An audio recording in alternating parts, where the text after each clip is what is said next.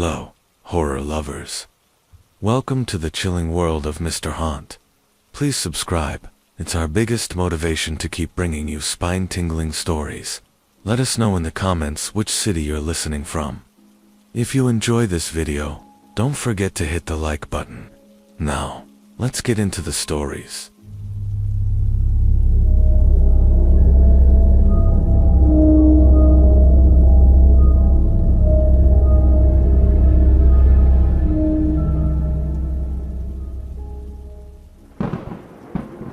I never used to believe in monsters.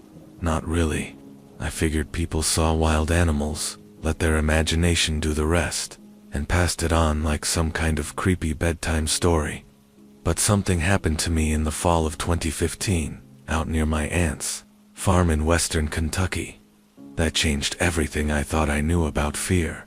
I had just turned 24 and had driven down from Lexington to help my Aunt Mary after her surgery. She owned a small corn farm outside a town no one's heard of, and after her hip replacement, she couldn't get around too well, so I took a week off work, packed a bag, and offered to stay at her place. Her farmhouse sat a mile down a gravel road, surrounded by fields and woods. It was peaceful out there, the kind of quiet that makes you think clearer. At least, that's what I thought before the first night. It started with the noises. Not regular animal noises. I've camped enough to know what raccoons, coyotes, or even deer sound like when they're crashing through brush. This wasn't that. The sounds came around midnight, heavy footfalls outside, walking in a slow, deliberate circle around the house. At first I thought it was a person, maybe a local drunk, or someone lost. I grabbed the shotgun Mary kept in the hall closet and peeked out the window, but there was no one there, only the corn swaying gently in the wind under the full moon. When I finally slept, I had this dream, no nightmare, about a tall, hulking shape standing just outside the kitchen window, its head nearly touching the gutter. It had the outline of a man, but the face, it was all wrong. Long snout, yellow eyes, and it didn't blink. I woke up sweating. The next day, I mentioned it casually to Mary, thinking maybe it was just nerves. She gave me this look, like I had just confirmed something she had been afraid of for a long time. She didn't say much, just that sometimes things walk the edges of this land. Just don't go out at night, and keep the porch lights on. I stayed quiet. Maybe she was just old and paranoid, or maybe I really had seen something. That evening, I made sure everything was locked up. I turned on all the outside lights, and even dragged a dining chair in front of the door before going to bed. Around 2 a.m., I heard it again. Thud, thud, thud, slow. Footsteps on the front porch. I froze in bed, holding my breath. Then I heard the creak of wood. It was standing right outside the door. I grabbed the shotgun and crept toward the living room window.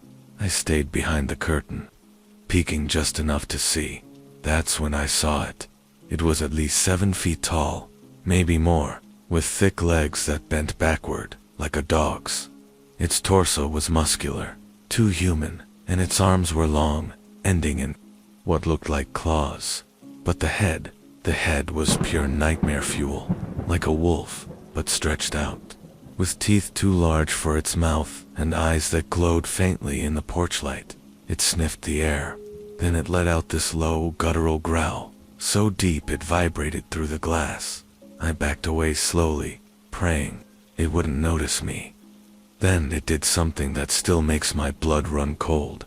It smiled, a slow, lip-peeling grin, exposing rows of jagged teeth.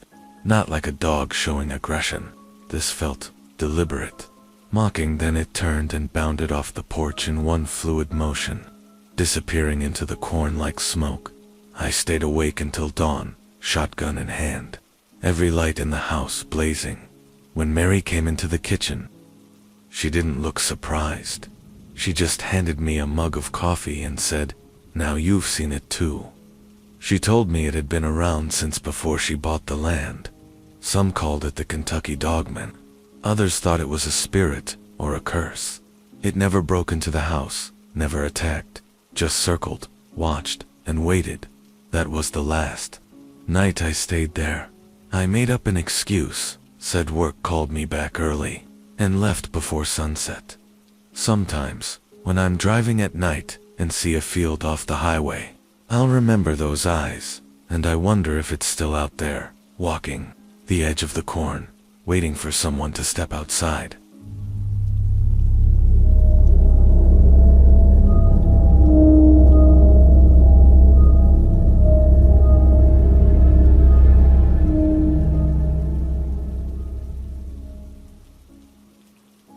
I do not talk about this much. Even saying it out loud makes it feel more real. But writing it, maybe it will help me finally sleep through the night. I was 19 when it started. My best friend Jordan and I were both working part-time jobs and barely scraping by. That summer, his uncle offered us a temporary job house, sitting his property up in Michigan's Upper Peninsula. Deep forest, no neighbors, total isolation.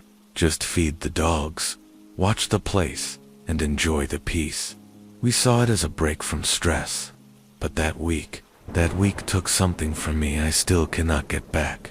The house was an old wooden lodge surrounded by pine trees that grew so thick you could not see more than 10 feet into them. There was a silence there that felt too quiet, like the world was holding its breath.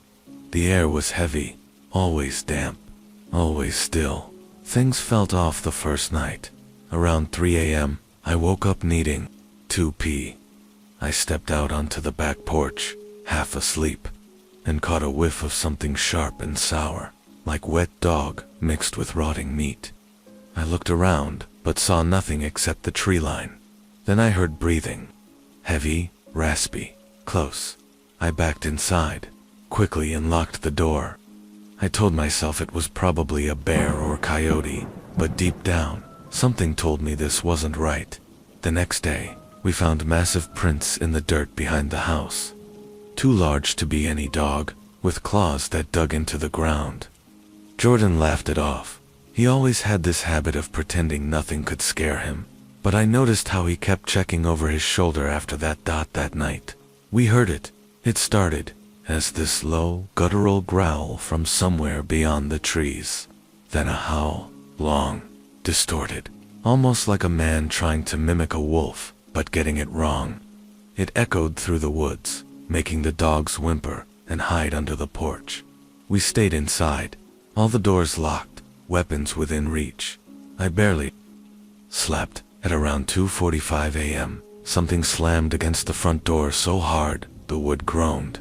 We both jumped up, wide-eyed. Then we heard it, slow footsteps pacing just outside the window. But when we peeked through the blinds, we saw nothing. No shadow, no figure. Just the sound of something walking on 2 legs.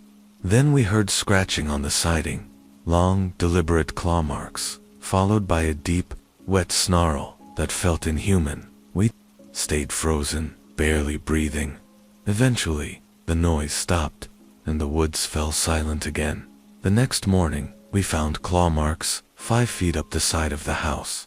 There were tufts, of course, dark hair stuck in the wood. It smelled like decay. That's when Jordan finally admitted he had heard stories from his uncle about something the locals called the Dogman. Supposedly, it roamed that forest, half man, half wolf. Most people dismissed it as backwoods folklore, but we knew it was real. On our last night, we tried to keep the lights on, thinking it would stay away. But at exactly 3 a.m., the power cut out. Just like that, we sat there in darkness, holding flashlights and hunting knives like they were going to help. Then the sound came. Heavy breathing, this time inside the house. Jordan and I stood back to back, shining our lights around the room. One of the dogs barked once, then went dead silent. We never found it. We did not see the creature fully. Just glimpses, a tall shadow ducking behind a doorway. Flashes of glowing eyes in the dark, claws dragging along the floorboards. And that awful grin, a flash of teeth far too large, framed in matted fur and raw flesh. We bolted. ran barefoot into the woods, crashing through branches, not stopping until we reached the main road and flagged down a passing truck. We left everything behind: bags, keys, phones. We never went back. But the worst part, the thing, it followed me. I live in a city now, busy, loud, full of light. But sometimes, in the early hours of the morning, I'll hear it again. That same breathing, that same low growl. I find scratch marks on the fire escape, clumps of hair, in the hallway outside my apartment. Jordan moved to California and stopped replying to my messages 2 years ago.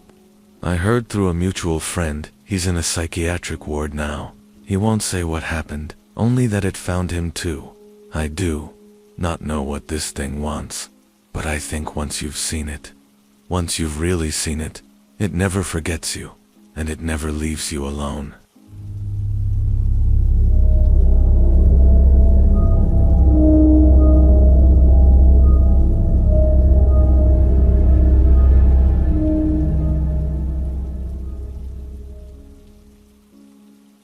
When I was in the 8th grade, my school went into lockdown twice in 1 week.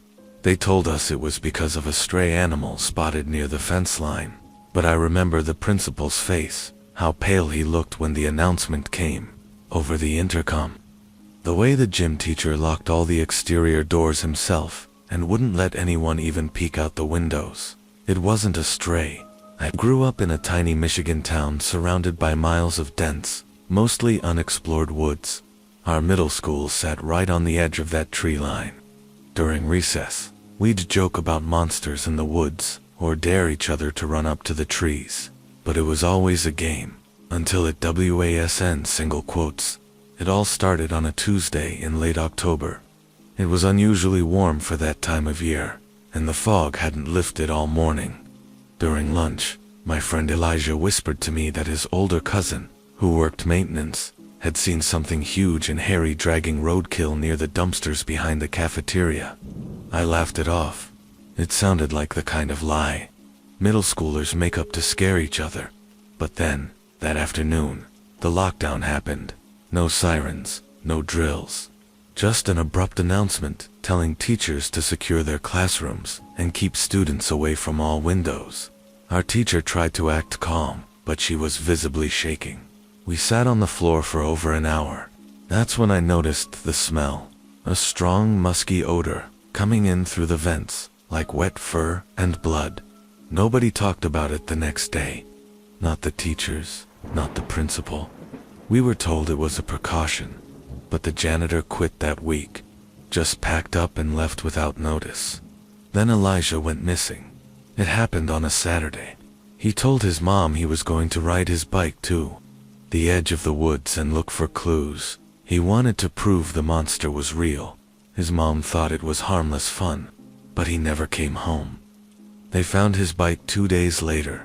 The front tire was twisted and torn like something had bitten through the rubber. There were deep claw marks on the frame. His backpack was shredded, but not a single trace of Elijah himself. Not blood, not clothing, just the smell again, thick in the air around the site. I started having nightmares. I'd wake up to the sound of heavy claws dragging across pavement. My bedroom window faced the backyard, which sloped into a small patch of woods. I never opened the curtains at night again. Then, one night around 2 a.m., I heard tapping on my window. Light at first, then harder. Not like fingers, like nails. I sat up in bed, too scared to move. The tapping stopped, and for a moment, I thought I imagined it. Then came the growl, deep, vibrating through the glass. I forced myself to peek through the curtain. There was something crouched just beyond the porch light's reach. Too big to be a person. Broad shoulders, long limbs, fur that glistened like it was slick with water. Its head was wrong, canine, but taller, elongated. Yellow eyes reflecting the light. It grinned. I screamed and ran to my parents' room. My dad stormed outside with his rifle, but there was nothing there. No footprints, just the scent.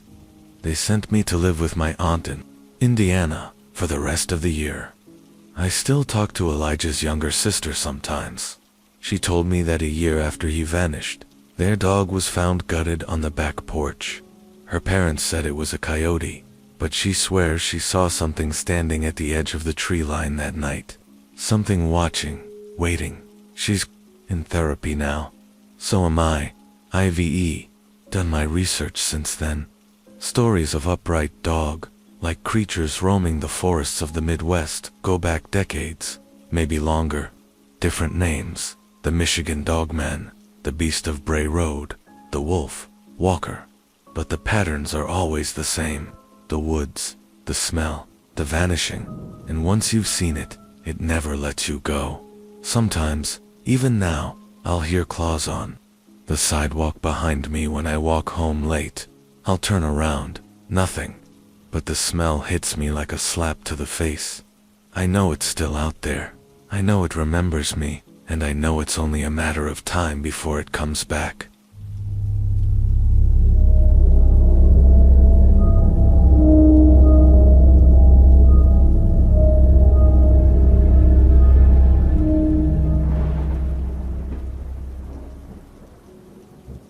I was driving long haul by the time I turned 23. Not by choice. My old man ran freight out of Illinois, and when he had a heart attack behind the wheel and totaled the rig, I had no choice but to take over the route. The money was okay, and it was quiet, which I liked. Most nights were just the hum of tires, some gas station coffee, and static from AM talk shows. But there's one night I will never forget, and even now, I'm not sure I believe what I saw, even though I still have the scars to prove it. It was mid-January, maybe a week after New Year's. Bitter cold. I was hauling from Indiana through southern Kentucky, and the ice storm had pushed my schedule behind. Around 2 a.m., I pulled off at a little truck stop just outside of Harlan County. It was an old place, half the lights didn't work, and the sign just said trucks in faded red letters. There was only one other semi parked there, no lights on inside. The store looked open, so I figured I'd grab a hot coffee, maybe a snack, and crash for a few hours in the sleeper. The moment I stepped out of the truck, I felt it, that sensation, like something was watching me. Not just watching, studying. I brushed it off at first. Maybe it was the isolation. Maybe I was over. But when I opened the door to the gas station, the old guy behind the counter didn't even look up. He just said, "Don't go near the tree line after dark." I paused. "Excuse me?" He finally looked up. His eyes were sunken, red, rimmed, like he hadn't slept in days. "Whatever you do, son, don't go near them trees. Not tonight." I laughed nervously and asked him what he meant. He just muttered something about the beast in the fog, and then he disappeared into the back room. I waited a minute, but he never came back out. It was like he vanished into thin air. I paid for the coffee at the self, checkout, and headed back to my rig. That's when I saw the fog dot it had rolled in while I was inside. So thick I couldn't see more than 10 feet ahead. The entire lot was swallowed by it. I got that same feeling again, but worse now. My spine prickled, my hands started to shake. I climbed up into the cab, locked both doors, and pulled the curtain shut behind the driver's seat. I turned off the engine to conserve fuel, and in that dead silence, I heard it, breathing. It was faint, like something just outside the truck was sniffing, slowly, rhythmically. I stayed completely still, didn't even dare to breathe. Then something bumped the side of the rig, just a little thump, but enough to rock it. I reached down quietly and grabbed the tire iron I kept beneath the seat. Another thump. Then something scraped down the length of the truck, slow, deliberate, like claws across metal. I peeked out the small side window near the bunk, and I saw it. A massive shape, hunched low, moving slowly through the fog. I couldn't make out much. Just dark fur, long arms that bent the wrong way, and a pair of glowing red eyes that seemed to hover above a snout. It wasn't a bear. I know bears. This thing stood taller than any man, and moved like it had purpose. It didn't shuffle. It stalked. Then it stopped right outside the cab. I heard it sniffing at the door, then testing the handle. I wanted to scream, but I held it in. My heart was pounding so hard I was sure it would hear it. Suddenly, the fog thickened around the truck like a wall. I couldn't see anything beyond the windshield, but I could feel it was still there. And then, without warning, it slammed against the cab, full force. The truck rocked hard. I dropped the tire iron, scrambled into the front seat, and slammed my hand on the ignition. The engine roared to life, headlights cutting through the fog just enough for me to see a flash of fur and claws disappear into the dark. I didn't wait. I floored it out of that lot and drove until the sun came up, hands gripping the wheels so tightly my knuckles bled. I didn't stop until I was halfway through Tennessee. When I checked the side of the rig later, there were deep gouges along the driver's door and streaks of something black, like tar or blood, smearing the mirrors. I filed a report with the company, said I hit a deer. They didn't ask questions.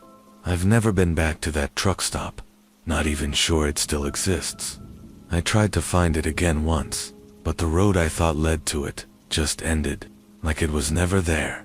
But I still get the feeling sometimes, when I'm parked at night in the middle of nowhere, and the fog rolls in thicker than it should. When I hear breathing where there shouldn't be any, and every time I lock the doors, because I know it's still out there, somewhere, waiting for me to step outside.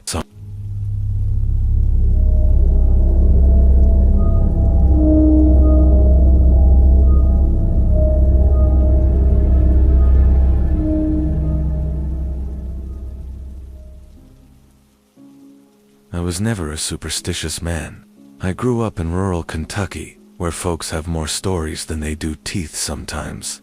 You learn early on how to separate the tall tales from the real dangers, like a rusted fence post, a wild hog, or your cousin showing up drunk with fireworks. But what happened that September left me with more questions than answers, and a scar across my ribs I do not bother explaining anymore. Back in 2019, I took a contract job helping my Uncle Doyle on his farm after he broke his leg. He had this patch of land out near Elizabethtown, real middle of nowhere stuff. Acres of cornfields, an old barn that smelled like hay and rat droppings, and a rusted out silo that looked like it could tip over in a storm. The plan was simple: spend the fall helping with harvest, fixing equipment, and feeding the goats. I was between jobs anyway, so I figured a little peace and fresh air would do me good. That was before I started noticing the strange prints in the field.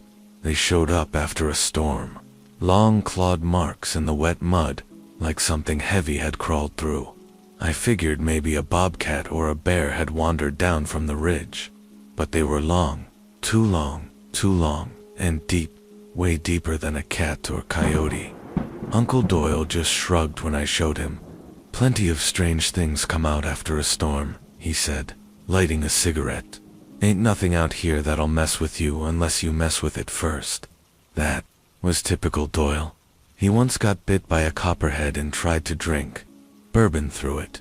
But the weird stuff didn't stop. The goats started acting strange, skittish.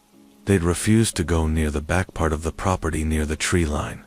One morning, I found the latch on their pen torn clean off. Not broken, torn, like something had pulled it, with incredible force. One goat was missing. No blood, no signs of a struggle, just gone.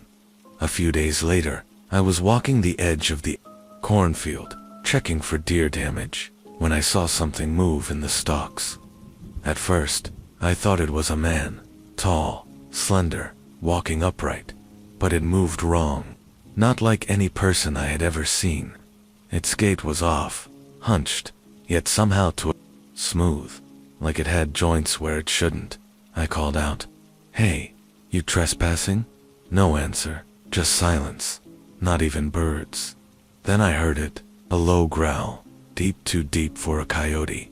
It rattled my chest. I backed up, hand on the buck knife at my belt, but nothing came out of the corn. I stood there for Nearly 15 minutes, waiting, watching. Not even the wind moved the stalks. Eventually, I left, more uneasy than scared, but I couldn't shake the feeling that something had been watching me. That night the air was thick. You know the kind, humid and still, like the whole sky was holding its breath. I was sitting on the porch with Doyle, drinking sweet tea and watching fireflies, when we both heard it. This shriek, almost like a woman screaming, but distorted, metallic. It came from the cornfield. We both stood up. "You hear that?" I asked. Doyle didn't speak, just walked inside, came back with his shotgun, and handed me the .22 he kept under the sink. He looked pale. "That's not a coyote," he whispered. I followed him into the field, both of us walking slow, flashlights aimed low. The corn stalks were tall, almost too tall for the season. They brushed our shoulders like they were alive. We got about 50 yards in when we found the second goat. What was left of it, anyway? Its body had been torn in half, ribs snapped like twigs, eyes missing. But the worst part, no blood, not a drop. The ground was bone dry, as if something had drained it clean before dismembering it. Doyle backed up. "We're going." "What about the thing out here?" I asked. "We don't hunt what we don't understand." That was the first time I saw fear in his eyes. The following night, I stayed up. I sat in the barn, with a lantern and my rifle, waiting. Around 3 a.m., the goats started bleeding, frantic. I looked through the slats of the barn wall and saw something move near the silo. At first, I thought it was a dog, a big one, but then it stood upright, 7 feet tall, maybe more, covered in dark fur, but with arms like a man, broad shoulders, long fingers. Its head looked like a wolf, but wrong. The snout was longer, the teeth jagged. Its eyes glowed yellow in the lantern light, and it stared right at me, not past me, at me. I raised the rifle and fired once. It didn't flinch. It just let out this sound, a guttural low growl, like gravel grinding under a truck tire.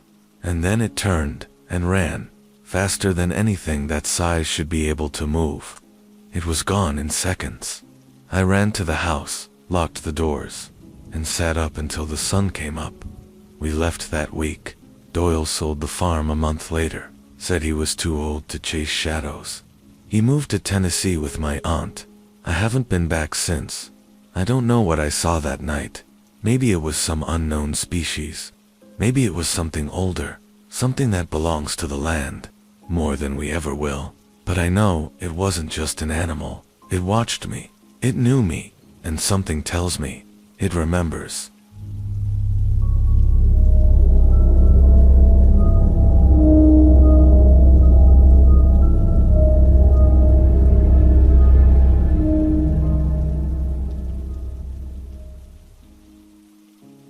I used to think the scariest thing about working overnight security was the boredom.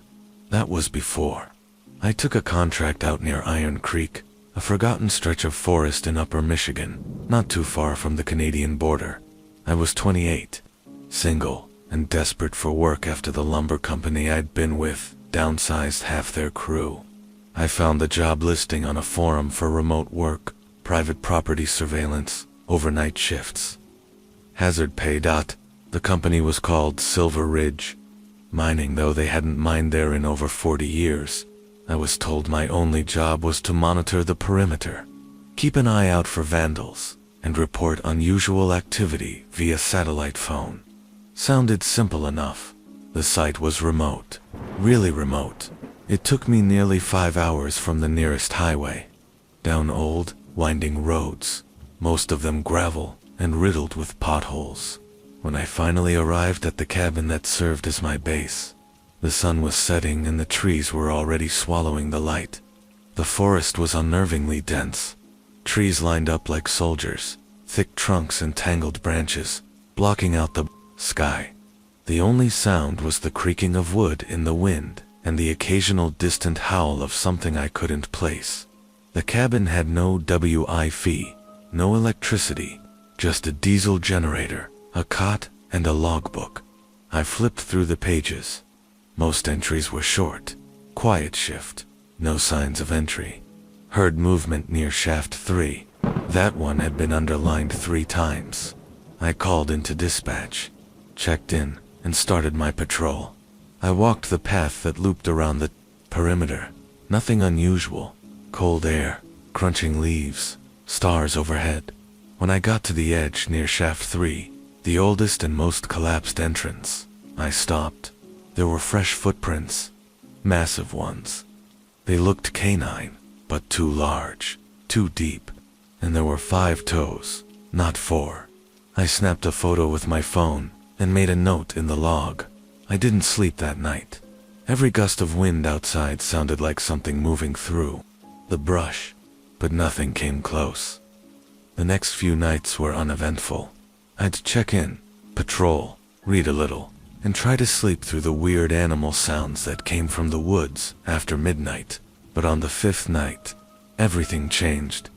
I was walking past the abandoned ore cart track when I noticed something tall in the distance, just at the tree line. It was standing unnaturally still. I thought it might be a deer at first, or a bear, on its hind legs. But then it moved, fast, inhumanly fast, from one side of the trail to the other in a blink. I froze.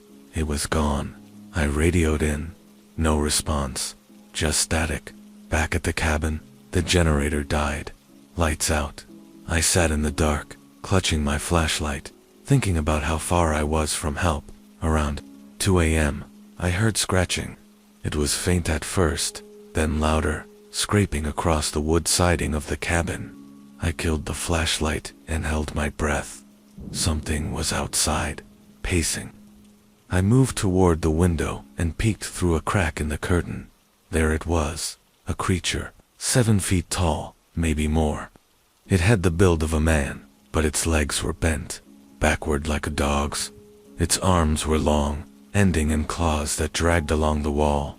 Its head was wolf, like with pointed ears and a snout, but the eyes were human, not glowing, not supernatural, just intelligent, focused. It sniffed the air. I ducked down, praying it hadn't seen me then. Just like that, it was gone. I stayed up until dawn, weapon in hand, not daring to move. In the morning, I walked the perimeter again. There were claw marks across the cabin wall, deep enough to gouge through the wood. The satellite phone still didn't work. I packed my gear and left a note in the logbook. Do not assign anyone else to this site. Shut it down. I drove out, as fast as the old roads would allow. I didn't stop until I hit a motel 3 hours south. When I reported what happened, the company rep just said, "Thank you for your service," and paid me in full. I checked the job board the next week. The listing was gone. I don't go into deep woods anymore. I avoid remote areas. Even when I hike, I stay near people, near sound, near lights. Because I know what I saw that night. It wasn't a bear. It wasn't some starving wolf. It was something that doesn't belong in this world, but still walks it, and I don't think I was the first one it found out there.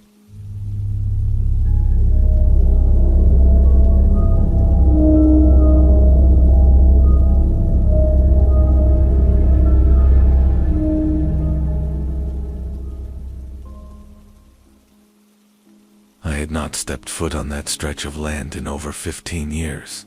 Not since my brother Logan disappeared. We were just kids when it happened. Me, 13, him, 10.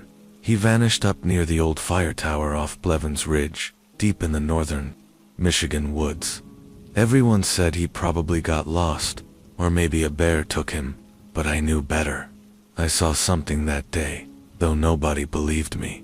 Not the sheriff, not my parents, not even myself, if I'm being honest. Until I went back. It was early autumn, 2022. I had just come back from overseas, 3 tours with the army left me hollowed out in ways I still cannot fully explain. I took a job driving logging trucks for a company upstate. Solitude suited me. Trees don't ask questions. They do not flinch when your hand trembles. They do not pity you.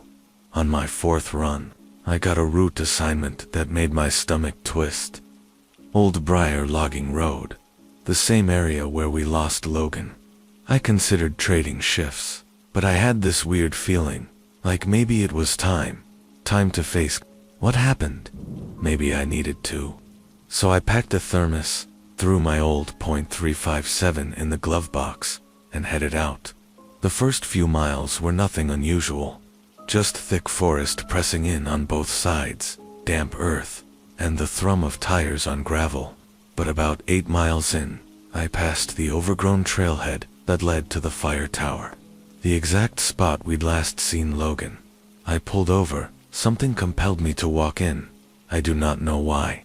Closure, maybe, or something darker. But as soon as I stepped into that thinning path, I felt it again, that sensation I had buried for years, like eyes on me, heavy, intentional. The wind didn't blow, birds didn't chirp, the forest was frozen. I pushed through the brush until I reached the clearing where the fire tower once stood. It had long since collapsed, leaving only rusted beams and rotten planks. But what caught my attention were the tracks. Huge, deep, not boots, not paws either. They were hybrid, elongated like a wolf's, but with heel indentations like a man's. 4 toes up front, 1 behind, icily, the size of a dinner plate. The stride between each was impossibly wide. Then I heard it, not a growl, not a howl, a breathing sound. Slow, ragged, wet. I turned slowly. 15 feet away, half shrouded in the dense brush, was a figure, tall, covered in dark mottled fur, but not shaggy. Its limbs were thick and wrong, like someone tried to piece together a man and a beast, but gave up halfway. Its eyes were pitch black, not reflective like animal eyes. They absorbed light. It sniffed the air like a dog catching scent, then stepped forward on 2 legs. I backed up, drawing the revolver with shaking hands. It paused, cocked its head, then opened its mouth. It smiled. I know how that sounds, but I swear to you, it smiled. Not like a wolf showing teeth. This was controlled, deliberate. That smile said, "I remember you." I fired once. It vanished into the brush without a sound. I ran, made it back to the truck in minutes flat, tires spinning on loose gravel as I hauled back to town. I tried to write it off as trauma, a hallucination, but the next morning, parked outside my apartment, were footprints, the same prints leading from the street to my front door, then back into the woods. That was not a warning. That was a message. I was not just remembered. I was marked. I put in my resignation the next day, bought a used van, loaded it with supplies, and left Michigan behind. But it is not done with me. Every few months, no matter where I go, Montana, Oregon, Tennessee, I find the tracks. Always 1 or 2, never fresh. Like a whisper against the land, but enough to let me know it's still watching and waiting.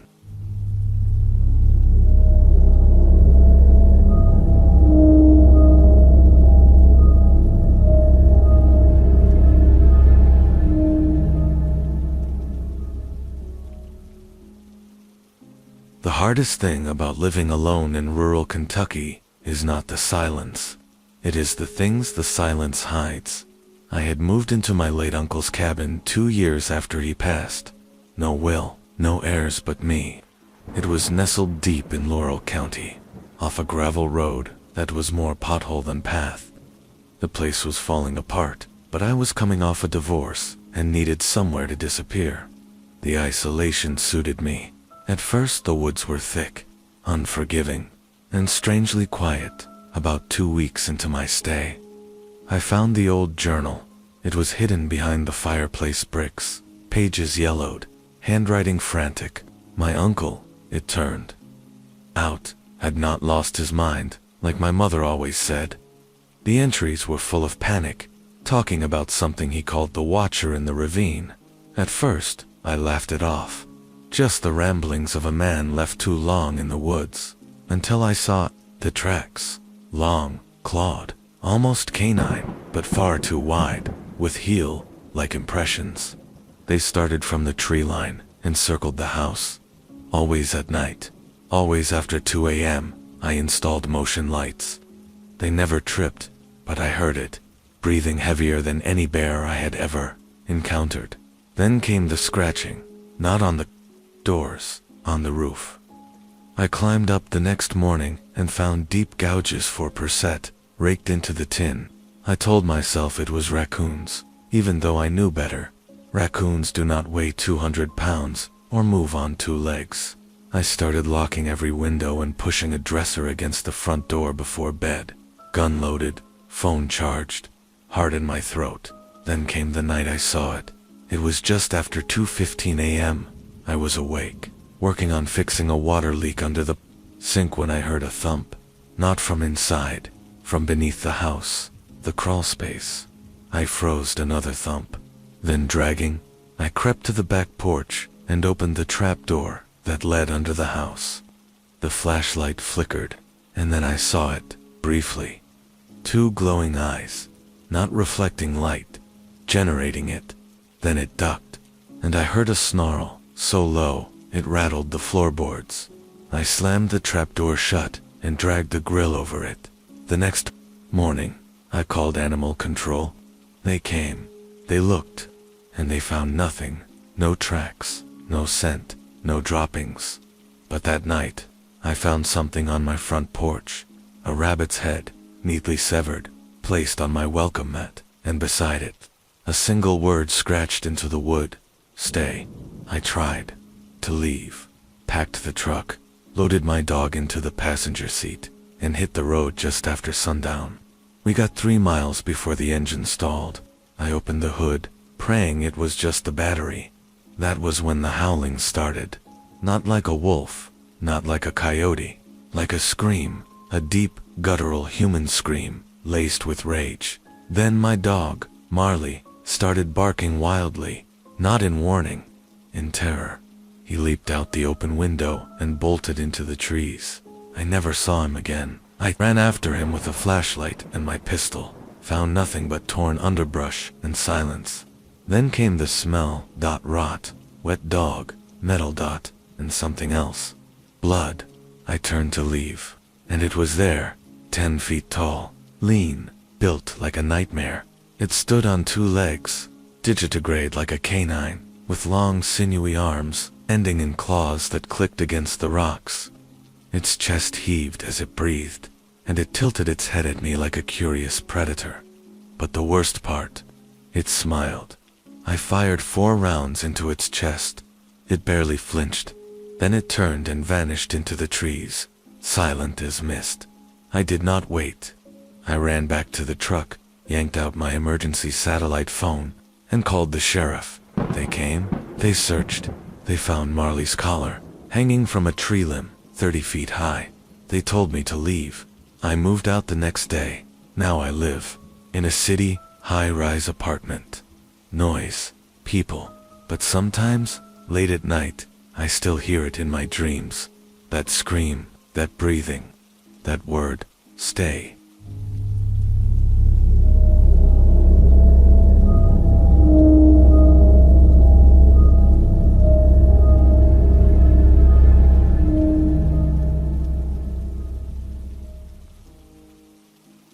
I never used to believe in monsters. My name is Carlos Dempsey, and I used to think horror was for movies, not for people like me. I was a wildlife biology student, with 2 semesters left before graduation, interning at Dagger Lake Preserve in northern Minnesota. The kind of place where silence gets so thick, it feels like a second skin. The preserve covered thousands of acres of unbroken forest, including an isolated lake where logging had been banned since the 1930s. My mentor, Dr. Kathleen Brewer, had worked there for over 20 years and claimed she had seen a lot of strange things, but she never elaborated until the night she went missing. That night changed everything. It was supposed to be a standard data collection run, just me, a GPS tracker, and a wildlife drone to monitor deer migration paths. Brewer had called me around 7 p.m. Said she would meet me by the southern gate, but never showed. I waited an hour before deciding to go in alone. I remember thinking she probably got caught up logging data or talking to another ranger. Logical things. I took the truck down the fire trail and hiked the last 2 miles in with my gear. The air was colder than it should have been for early spring. Around 10:30 p.m., I stopped near the lake's north bank. The trees were so dense there that even moonlight struggled to break through. I heard a few owls, some frogs, normal sounds, until everything went quiet. Not just quiet. Dead. Then I saw the claw marks. Huge, deep, dug into a pine tree like it had been mauled by something with hands, not paws. 5 digits. Each the length of a screwdriver. Not bear, not cougar, something else. I radioed back to the station. No response. I turned to head back. That's when I saw the drone's signal cut out, blinked from green to red, then off completely. I lifted my head, and I heard breathing. From the trees, it was low, guttural, and wet. Not the kind of panting you'd expect from a predator. This sounded like someone struggling to suppress rage. Then the figure stepped out. It was massive, maybe 7.5 feet tall, standing upright on 2 legs, covered in thick black fur. But its body was twisted, wrong. The arms were too long, the torso too human. Its snout looked canine, but there was an intelligence in the way it moved that made my blood run cold. Its eyes, God, they locked on me like I was a deer, frozen in a spotlight. But they weren't glowing, they were just black, deep and endless, like staring into a well with no bottom. I froze. It took a step forward, then another. I bolted. I don't remember how long I ran. Maybe 2 miles, maybe more. I do remember it chasing me, because I heard it crashing through the woods behind me, gaining, even though I was sprinting for my life. When I got back to the truck, I slammed the door and turned the key. Nothing dead. I did the dumbest thing possible. I locked the doors, like that would matter. Then I saw it, its reflection in the side mirror. It was crouched behind a tree, just 30 feet away, watching me. Calm, studying. It didn't lunge, it didn't growl, it just stood there, breathing. I kept my eyes locked on it for over 5 minutes. Then it turned and melted back into the forest.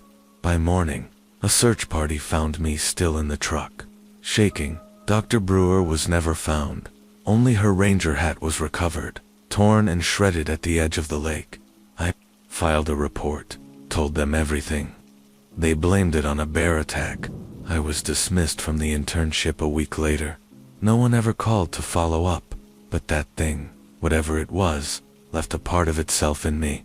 Even now, when I run at night through the park trails in my new town, I hear it. Behind me, footsteps. In the woods that stop when I stop. Breathing that matches mine.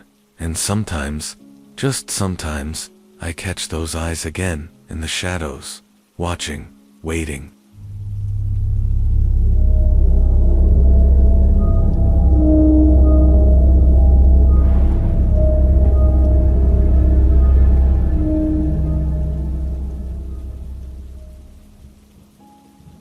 My name is Trisha Keller. I used to work the night shift as a security guard at a construction supply yard just off Highway 31 in eastern Kentucky. We dealt with fencing, industrial, grade lumber, piping, big stuff, nothing flashy, just concrete, and steel under floodlights. I took the job because it was quiet, boring even. I liked that. I was recovering from a nasty divorce and preferred silence over conversation. My only responsibilities were checking perimeter cameras every hour, walking the yard twice a night, and logging any issues in a dusty binder. No one ever read dot until things started showing up along the fence line dot at first. It was just odd prints, in the dirt, too big for a dog, too spaced for a person. I chalked it up to coyotes, maybe a bear. This was Kentucky, after all. Wildlife wandered in sometimes. But then, I started hearing things. At 3:14 a.m. sharp, for 3 nights straight. Something walked along the chain link fence on the south end of the yard. Not a casual stroll, pacing, like it was waiting for something. The cameras never caught it. All I'd hear was the clink, clink, clink of the metal mesh, swaying just a little, like someone, or something, was dragging claws across it. I tried to ignore it, but on the 4th night, I brought a flashlight and walked the yard early. That's when I found the scratch marks, deep gouges in the metal fence posts. 3 feet off the ground, torn like it was cardboard. I stopped sleeping well after that. That same night, around 3 a.m., I stepped outside to smoke. I leaned on the guard shack railing when I heard whispering, human sounding, but too low, too fast to understand, like 2 voices whispering over each other, right behind the dumpster. My blood ran cold. I stepped toward the sound, and it stopped. I felt watched. Then, something darted between the storage stacks. Not running, sliding. It moved too smoothly, like it wasn't touching the ground at all. I grabbed my flashlight and turned it toward the movement. That's when I saw it. Tall, lanky, covered in fur, so dark it absorbed the beam. Its back was hunched, but even crouched. It stood taller than me. It had a dog-like snout, sure, but it wasn't right. It was stretched. Its limbs were far too long, its fingers too human. Its mouth was slightly open, and I saw rows of jagged teeth, not sharp like a dog's, but uneven, human-like and rotted, and it was smiling. Then it stood up fully, almost 9 feet tall. I ran back to the guard shack and slammed the door. It stood at the fence across the lot for hours, watching, just watching. It never approached the shack. But when the sun rose and the other workers started arriving, it was gone. Not a sound, not a trace, except for the half-melted security camera on the south fence. They thought it was vandalism. I quit that morning. I moved to towns over, changed jobs, started fresh. I told myself it was exhaustion, stress, imagination. That was months ago. But now, some nights, around 3:14 a.m., I hear metal clinking again. Not here, but on my back fence at home. And sometimes I wake up to see muddy prints on the sidewalk. Big ones, too big, and always facing my bedroom window.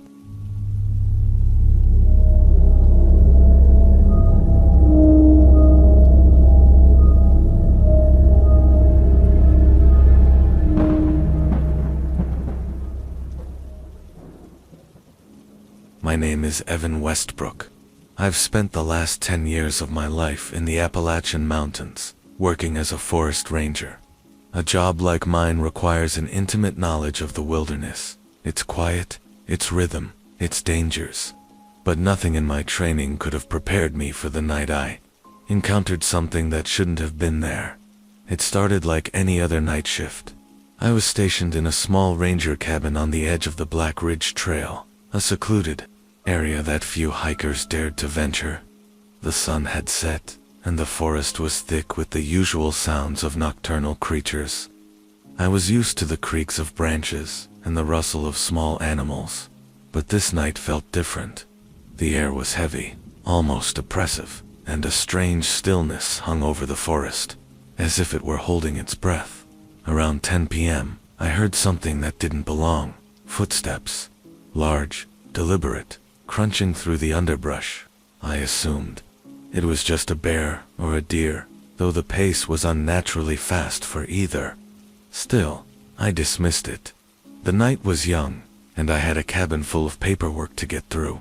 But then, the howling started. It was faint at first, barely audible over the wind, but it grew louder. It wasn't the call of a wolf.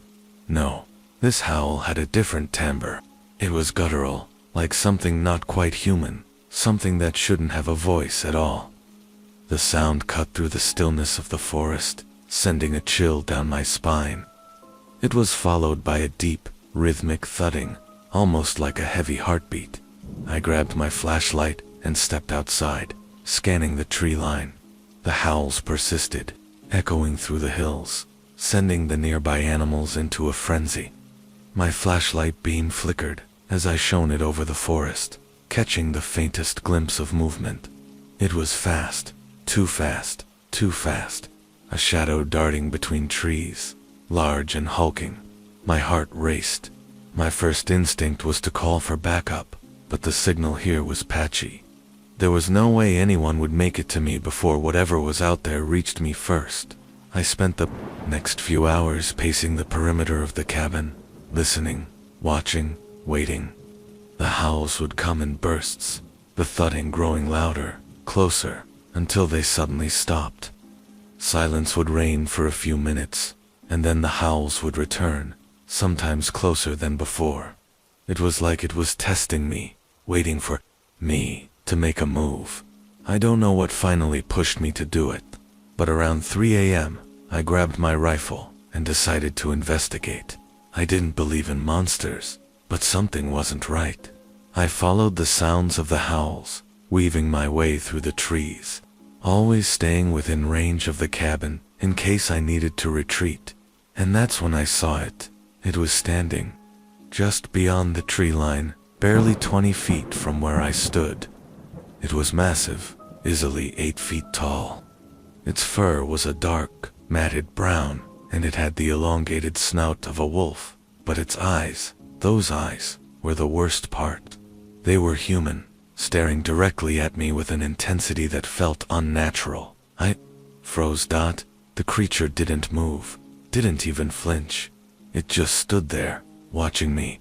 Its ears twitched, and then, in one fluid motion, it dropped to all fours and charged. I fired instinctively, the sound of the rifle blasting through the still night. The creature howled, a terrible, gut-wrenching cry, and stopped dead in its tracks. It cocked its head at me, as if confused by the pain, then turned and bolted into the darkness. I stood there for what felt like an eternity, heart racing, rifle trembling in my hands. The only sound now was my breath, heavy and quick. The following morning, I went to the spot where I had seen it. There were no tracks, no blood, nothing to suggest what had happened, but I knew what I had seen. The creature had been real. It wasn't some hallucination or a bear in the moonlight. It was something else, something older. I never spoke about it to anyone. The forest is full of things better left unspoken, and if you're a ranger long enough, you learn to keep certain experiences to yourself. People don't understand. They never will. But the howling, it hasn't stopped. Sometimes, when the wind is just right, I still hear it, just faintly, like the call of something waiting for me to return. And sometimes, when I lie in bed, I wonder if the creature is still out there, watching the cabin, waiting for me to step outside again. It's only a matter of time.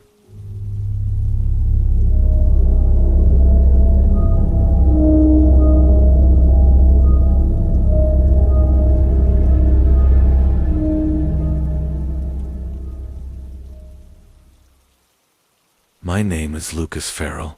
I've been a hiker all my life. I used to get a thrill from exploring the most remote places, the deep, quiet woods that others were too afraid to enter.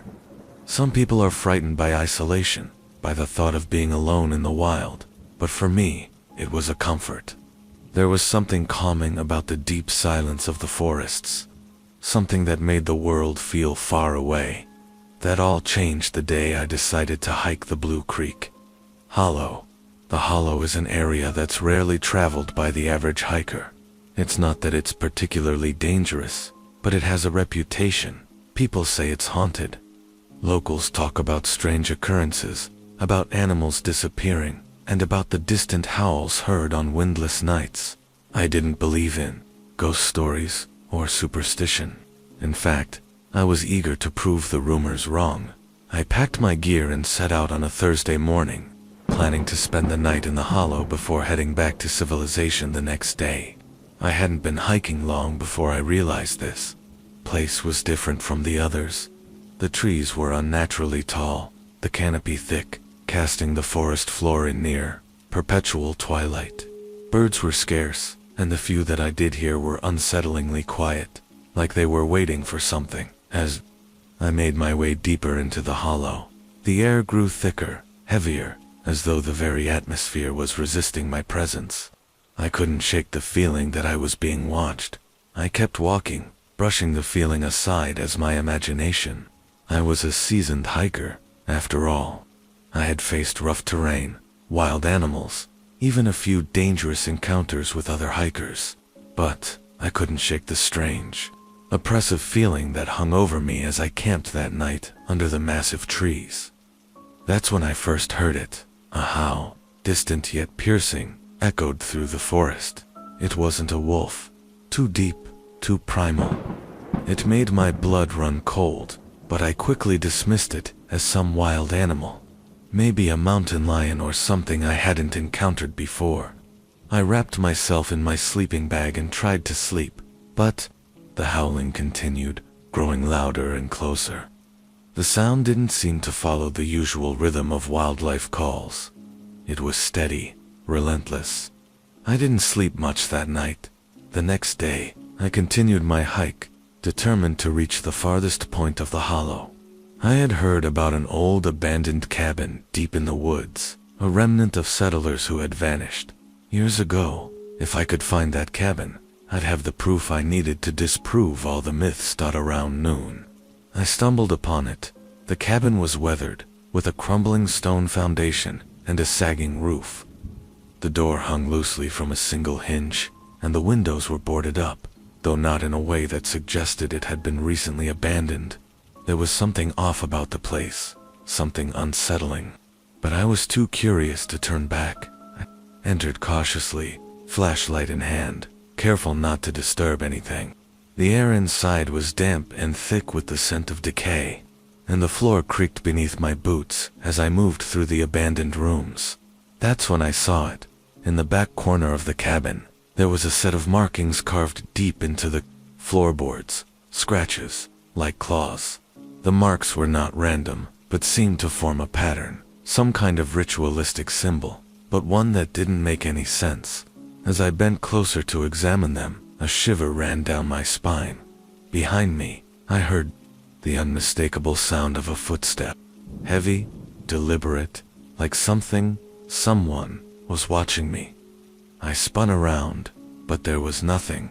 The door was still open, and the wind had stopped, leaving the cabin in unnatural stillness. I looked around nervously, my heart pounding in my chest. And then, I saw it. Through the broken window, I caught a glimpse of something massive, moving through the trees. Its silhouette was unmistakable. The shape was tall, broad, shouldered, and hunched, walking on two legs but with an unmistakable canine posture. Its eyes glowed faintly in the dim light, and it paused, staring directly at me through the window. A growl rumbled from deep within its chest, low and menacing. I bolted. I didn't hesitate for a second. I ran out of the cabin, heading back toward the trail, not daring to look behind me. The growls followed, growing louder with each step I took, but I didn't dare slow down. I could hear the thudding of footsteps behind me, as if it were keeping pace with my frantic sprint. I didn't stop until I reached the trailhead. I collapsed on the ground, gasping for air, too terrified to move, too terrified to look back. The next day, I reported the incident to the local authorities, but they brushed it off. They told me I had likely encountered a bear or something else in the wild. They didn't seem to believe me when I told them about the creature, the one I had seen, the one that had followed me. The only thing that convinced me I wasn't crazy was the scratch on my left arm. When I finally dared to look, I saw the deep, jagged mark, like something had swiped at me with claws. I never returned to Blue Creek Hollow, and I've never hiked alone again. Sometimes, when I close my eyes, I can still hear the howling, and when I dream, I see those glowing eyes watching me from the forest, waiting.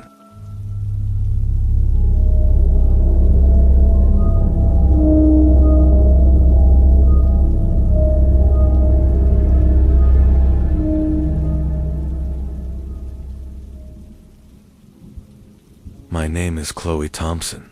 I've been a journalist for nearly 8 years, traveling all over the country to report on everything from missing persons cases to local legends.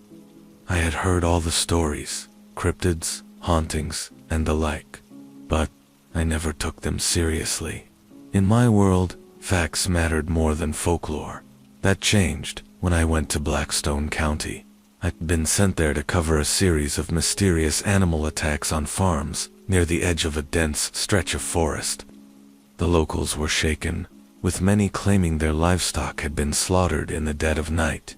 Nothing left behind but strange, deep claw marks and a heavy stench that lingered in the air. The county sheriff, a man named Adam Wallace, agreed to meet with me and take me to the most affected areas. He was a no-nonsense kind of guy, but even he seemed rattled. "I don't know what's out there, but it's not something we can handle," he said quietly, his voice grim. We drove out to one of the worst hit farms that evening. The air was thick with mist, and the fog rolled off the fields like an eerie blanket, making it nearly impossible to see more than a few feet ahead. We parked near the barn, which was eerily silent, no sign of life. Not even the usual night sounds of insects or animals. Sheriff Wallace led me inside, his flashlight sweeping over the floor. The barn smelled of blood and something sharper, something metallic. "That's the third one this month," he muttered, kneeling beside the carcass of a cow. Its body had been torn apart, its throat slashed, its body shredded as though some massive predator had gone to work on it. I swallowed hard, trying to steady myself. What could do this? A bear? I asked, though I already knew it wasn't. This was different. Wallace shook his head. "Too clean. Bears don't do this." We spent the next few hours combing the property, trying to find any more clues. Every so often, I'd catch a glimpse of something moving in the distance. Just a shadow darting through the fog, too fast to make out clearly. Each time I would freeze, heart racing, but when I looked again, there was nothing there. As we were about to leave, Wallace's radio crackled to life. "Adam, it's Sheriff Jenkins. You better get back to town. We've got something big, coming toward the outskirts. It's tearing through everything in its path." I felt my stomach drop. "What do you mean by something big?"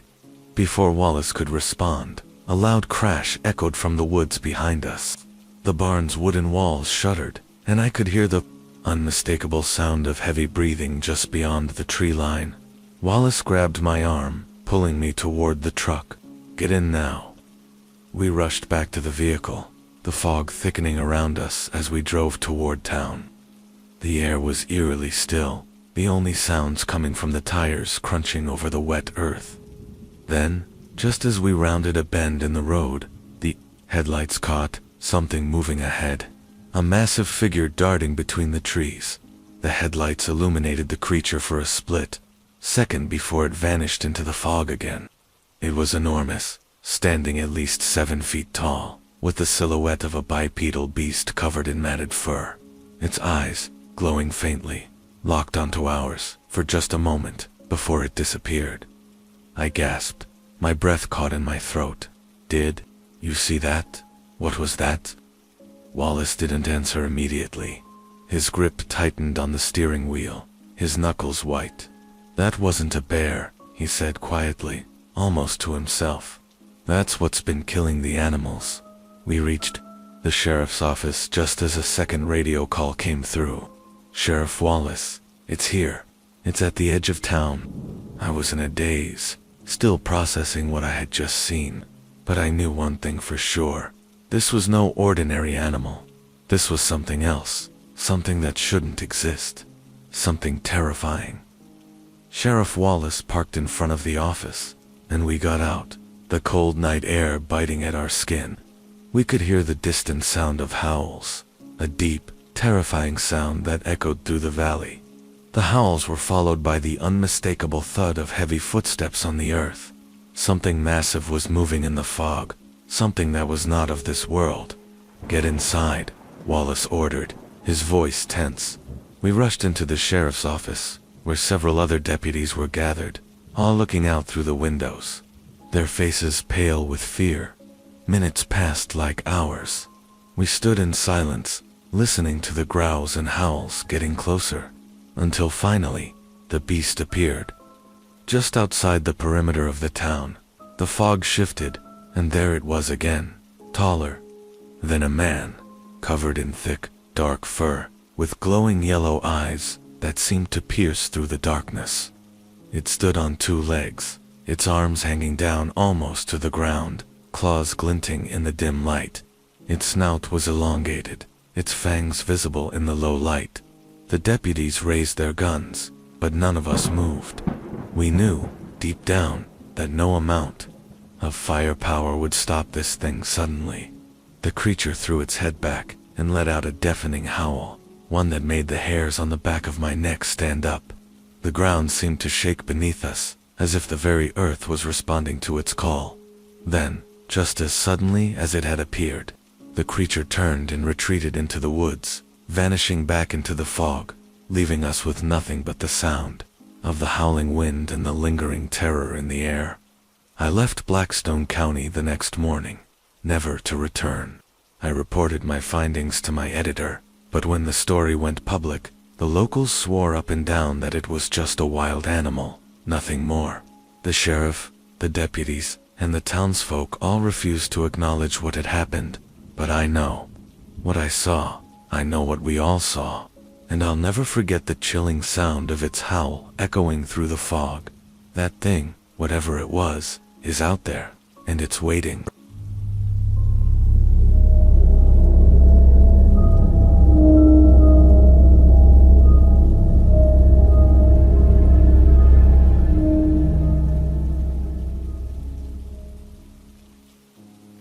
My name is Jason Walker. I've always been a skeptic, someone who needs hard evidence before believing in anything out of the ordinary.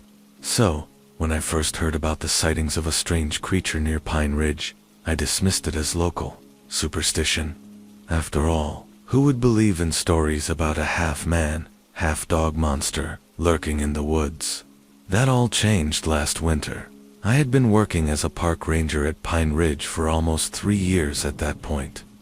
The park was known for its hiking trails, dense forests, and, in recent months, its growing reputation for strange occurrences. Several campers had come forward, claiming to have seen something large and menacing in the woods, something that didn't belong, but the reports were always vague. Some said it was a bear, others a wolf. No one could agree on what they saw. One evening, after a long day of checking the trails, I decided to hike a bit deeper into the woods. I figured I could clear my head and maybe get a glimpse of the forest's more elusive creatures, something like a deer or a fox. I made my way down an old path that led toward a cluster of towering pines. The wind had picked up, the trees creaking as they swayed, and a blanket of snow had covered the ground, muffling any sounds around me. The world felt eerily still, as though the forest itself was holding its breath. As I walked deeper into the woods, I heard it, at first, just a rustling in the underbrush. My instincts told me it was probably a deer or some other animal, but then the sound changed. It grew heavier, more deliberate. Something big was moving through the trees. I froze. My heart began to race as I scanned the darkness between the trees, trying to make sense of what I was hearing. There was no way a deer could make that kind of noise. No animal I knew moved with such purpose. Then, out of the corner of my eye, I saw it. A shape, a dark, hulking figure, moving silently between the pines. It was too large to be a bear, and too fast to be a human. I couldn't make out its details at first, but the way it moved, it was unnatural. I felt a cold shiver run down my spine. My first thought was to pull out my radio and call for backup, but something told me not to make a sound. The figure stopped for a moment, and I held my breath. In the pale light of the moon, I saw it more clearly. Its eyes, they glowed faintly at first, but then they shone like two orbs of fire in the darkness. It was staring right at me. I took a step back, trying to stay calm, but my legs felt like they were glued to the ground. The creature was massive, easily over 7 feet tall, with long limbs and fur that shimmered darkly in the moonlight. Its face was almost human-like, but twisted, its snout elongated, with sharp teeth visible even in the dim light. The eyes, it was the eyes that terrified me the most. They were full of intelligence, of something ancient. And then, it moved again. But this time, it wasn't walking. It was running, at an unbelievable speed. I didn't have time to react. Before I could even register what was happening, the creature had crossed the distance between us in seconds, and was gone, disappearing into the trees with a roar that shook the ground beneath me. I didn't know how to process what I had just witnessed.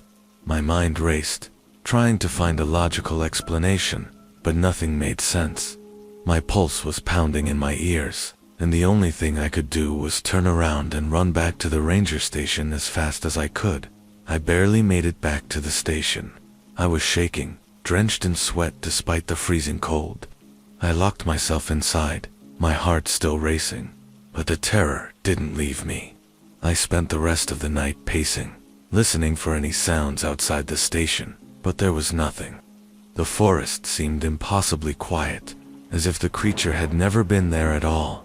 The next morning, I tried to tell the other rangers what had happened, but none of them seemed to believe me.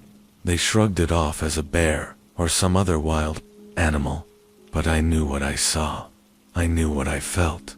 That night, I returned to the area where I had encountered the creature, determined to find evidence.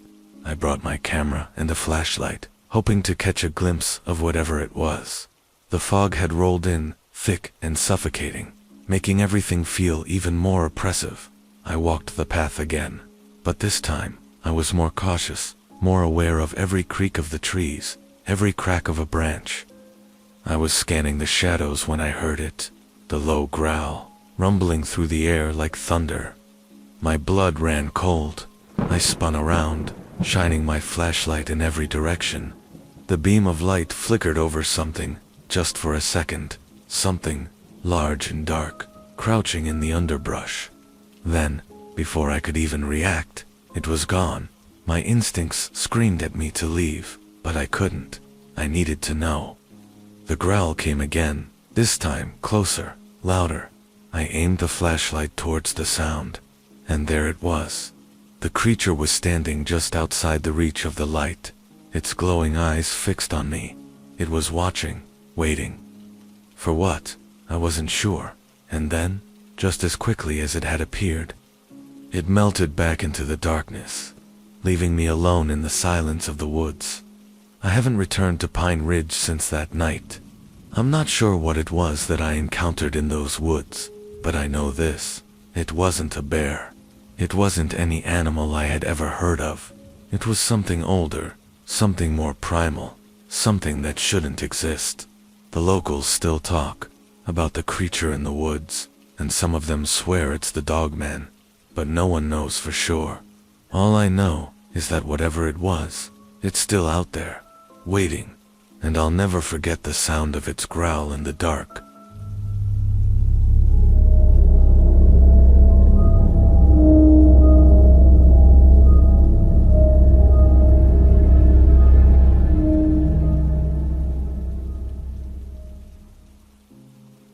It was winter when I first heard the stories, the kind of bitter cold that makes everything feel heavier, the snow crunching beneath your boots as you walk. I was working as a truck driver at the time, traveling between small towns in northern Michigan. The long stretches of road through the woods were eerie, even in daylight. But there was something about the quiet isolation of winter that made it all the more unsettling. I'd spent a lot of nights driving through those woods, and the dark stretches of road between towns had begun to feel like a second home.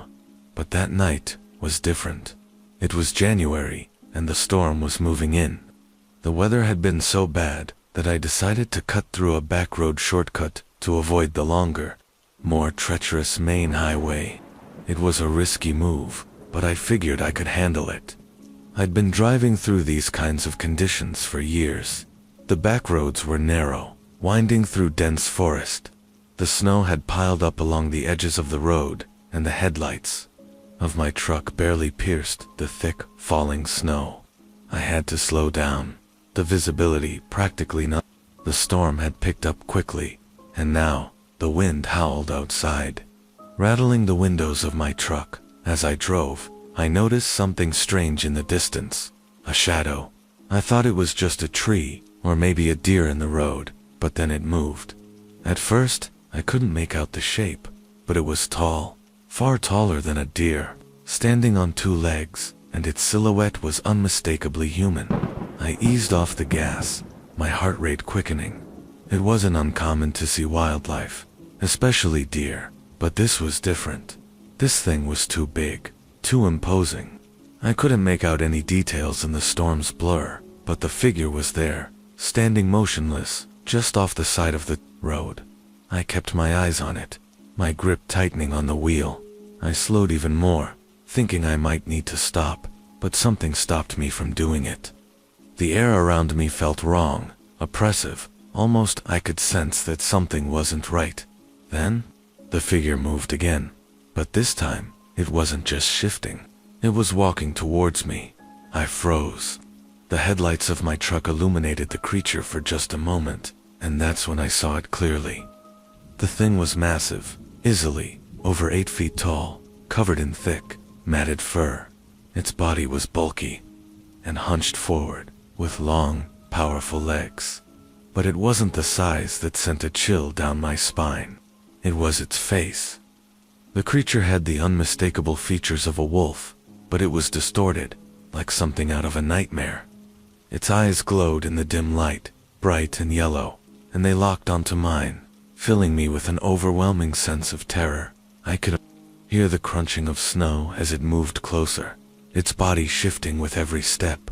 It was a sound that made my blood run cold. I didn't know what to do.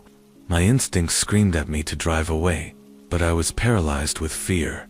The creature was so close now, and I could feel its presence like a weight pressing down on my chest. Without warning, it stopped. The creature tilted its head slightly, as though studying me. I could see the glistening, sharp teeth of its wolf-like snout, the sharp claws that seemed to glimmer in the headlights. But it wasn't attacking. It was just watching. My mind raced, trying to make sense of what I was seeing. Was this a bear? A Bigfoot? Or was it something else entirely? I couldn't figure it out, but one thing was clear. This thing was no ordinary animal. The creature took another step forward, and I snapped out of my trance. I had to leave. I slammed my foot on the gas, swerving around the thing and speeding away down the road. As I glanced in my rearview mirror, I could see its glowing eyes fade into the darkness, but it wasn't following me.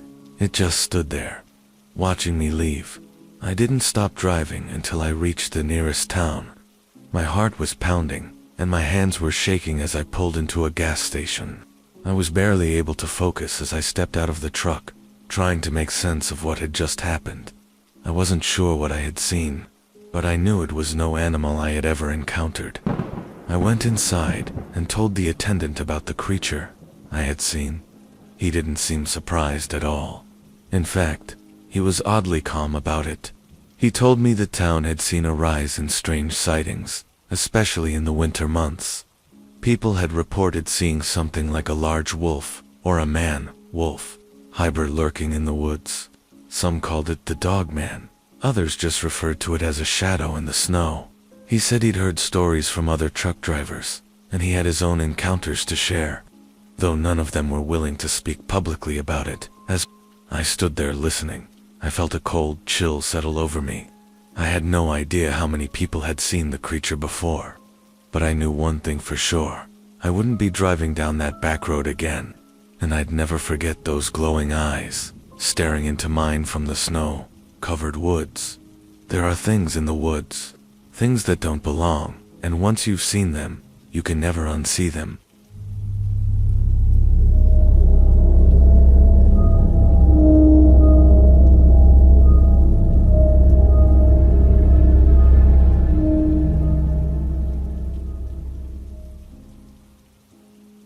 My name is Tim, and I've lived most of my life in the small town of Crescent Hollow.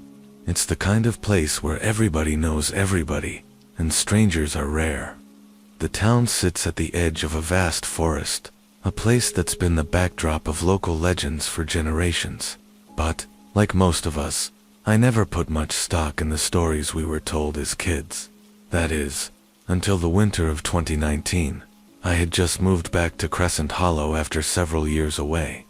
Life in the city hadn't suited me, so I decided to return to the comfort of my hometown, hoping for a quieter life. I found a small cabin just outside town, nestled right on the edge of the forest.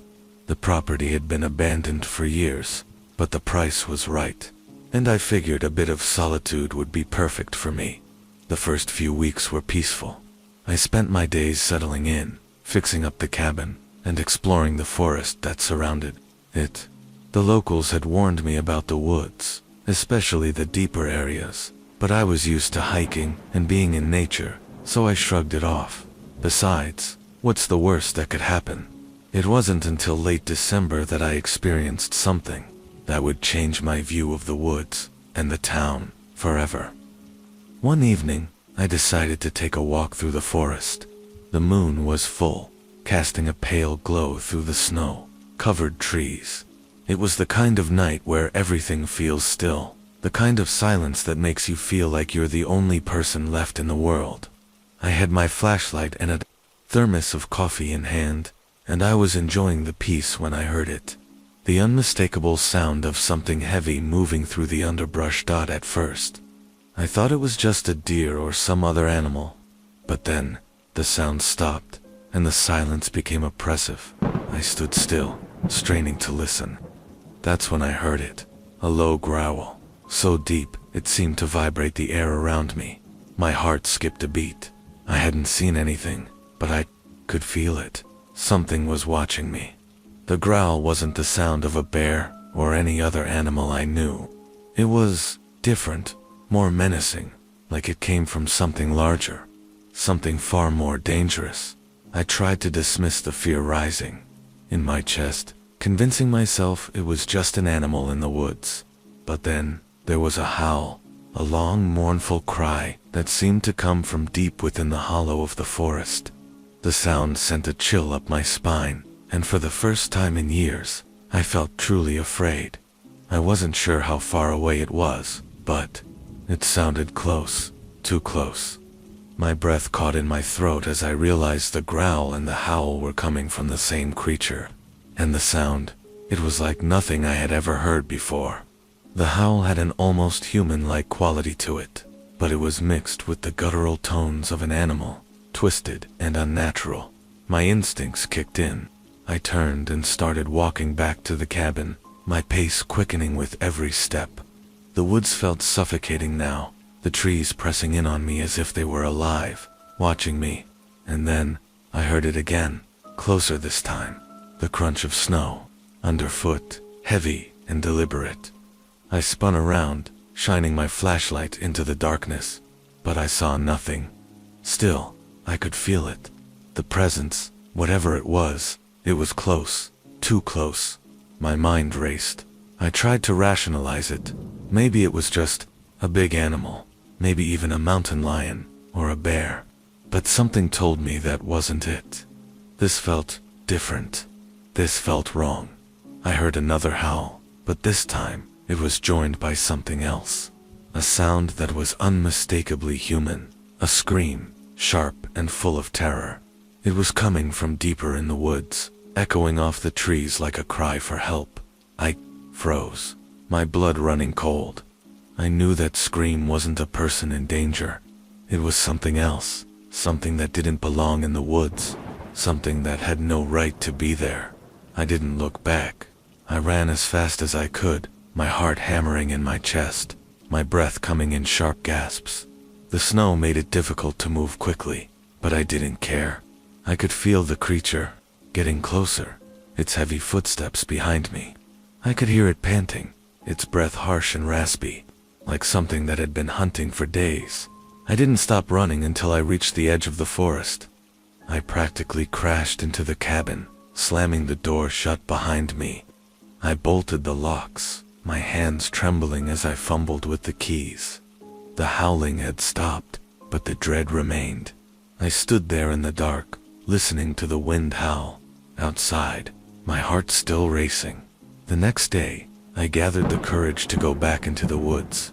I needed to know what had happened, to make sense of what I had heard and felt. But when I reached the spot where I had heard the growl and the howl, there was nothing. No sign of the creature. No tracks in the snow. It was as if it had all been a figment of my imagination. I asked around town, but no one wanted to talk about it. The older folks gave me uneasy looks when I mentioned the howl, and the local ranger simply told me to stay out of the deeper parts of the woods, especially at night. But I knew better now. I had felt it, the presence of something unnatural, something that belonged to the shadows. And I knew, deep down, that the stories weren't just stories. The Dogman, or whatever it was real. It was out there, hiding in the woods, waiting for the next unlucky soul to cross its path. I haven't set foot in the forest since that night, and I'm not sure I ever will.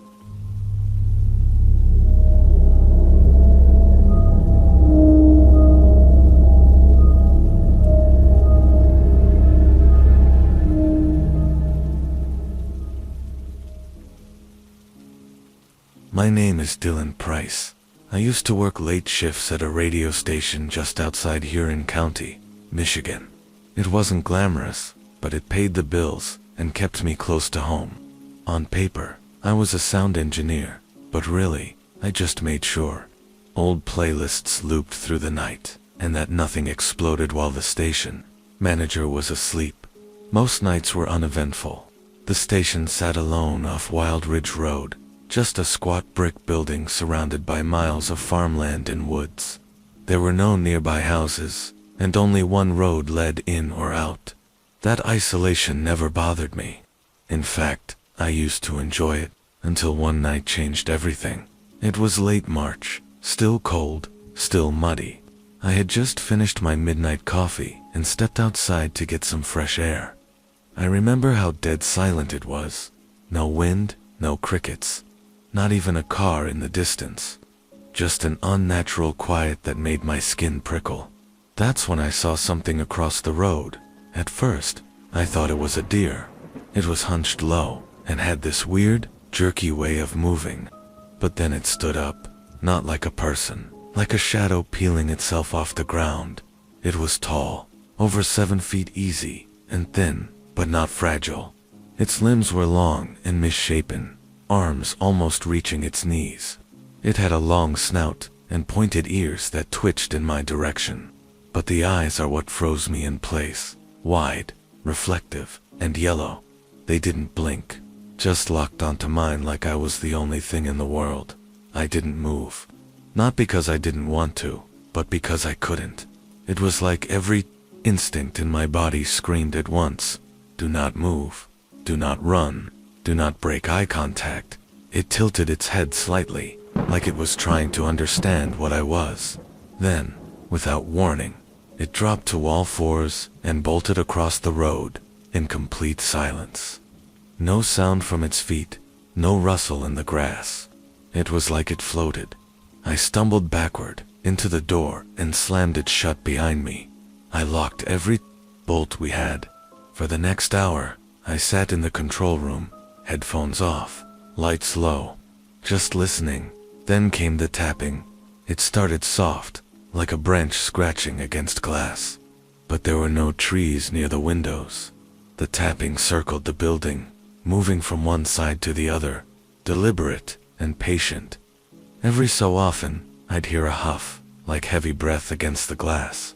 I shut off the lights, sat on the floor, clutched a crowbar we kept near the emergency panel. I didn't move again until sunrise. When the light came, the tapping stopped. The silence returned.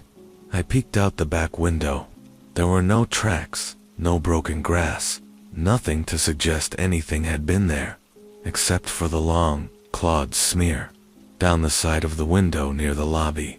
It hadn't shattered the glass, but it left deep gouges in the frame. I didn't tell the station manager. I just said a raccoon might have gotten in the trash, but I know better. A few weeks later, I quit, packed up and moved to a place surrounded by people and concrete. I have never gone back to Wild Ridge Road. Whatever I saw that night, it was not just an animal. It was something that thinks, that watches, something that isn't afraid of us. And I'm terrified that, somewhere in the dark woods of Michigan, it still remembers me.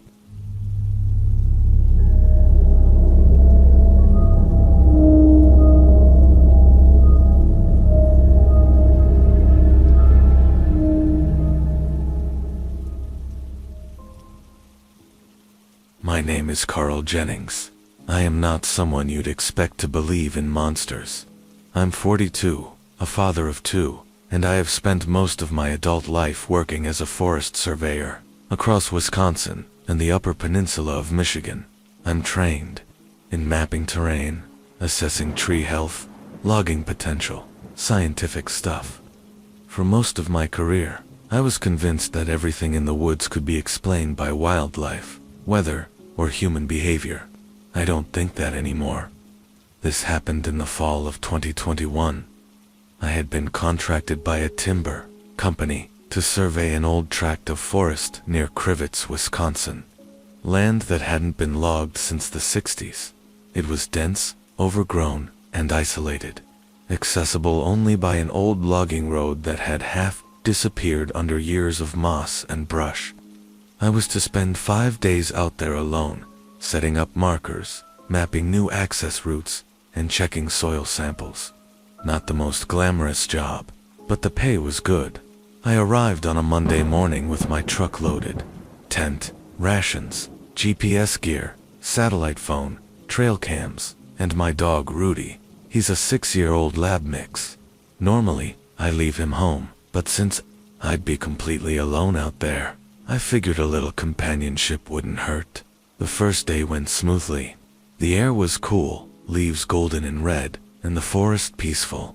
There was no sign of recent human activity. Rudy seemed to love it, running through the underbrush, chasing squirrels. That night, we set up camp near a small creek, about 4 miles off the logging road. I cooked some beans over a portable stove and settled in with a notebook, jotting down observations. By 9:30, I was in my tent, Rudy curled up beside me. Around 2 a.m., I was woken by a sound, not a twig snap or an animal call. This was rhythmic, thump, thump, like someone pacing slowly, deliberately. Rudy was already up, staring at the tent wall, ears rigid. He let out a low growl I had never heard before. Not playful, not fearful, alert, primal. I grabbed my flashlight, unzipped the tent, and stepped out. Nothing, no wind, no crickets, just that awful silence I've come to associate with bad things. I shined the light around, but saw nothing. Still, I felt watched. I stayed up for an hour with a fire going until things felt normal again. Then I crawled back inside. The next morning, I found prints, huge ones, bipedal, almost human, but with long, claw-like toe impressions. Too big for a bear, too defined for hoax.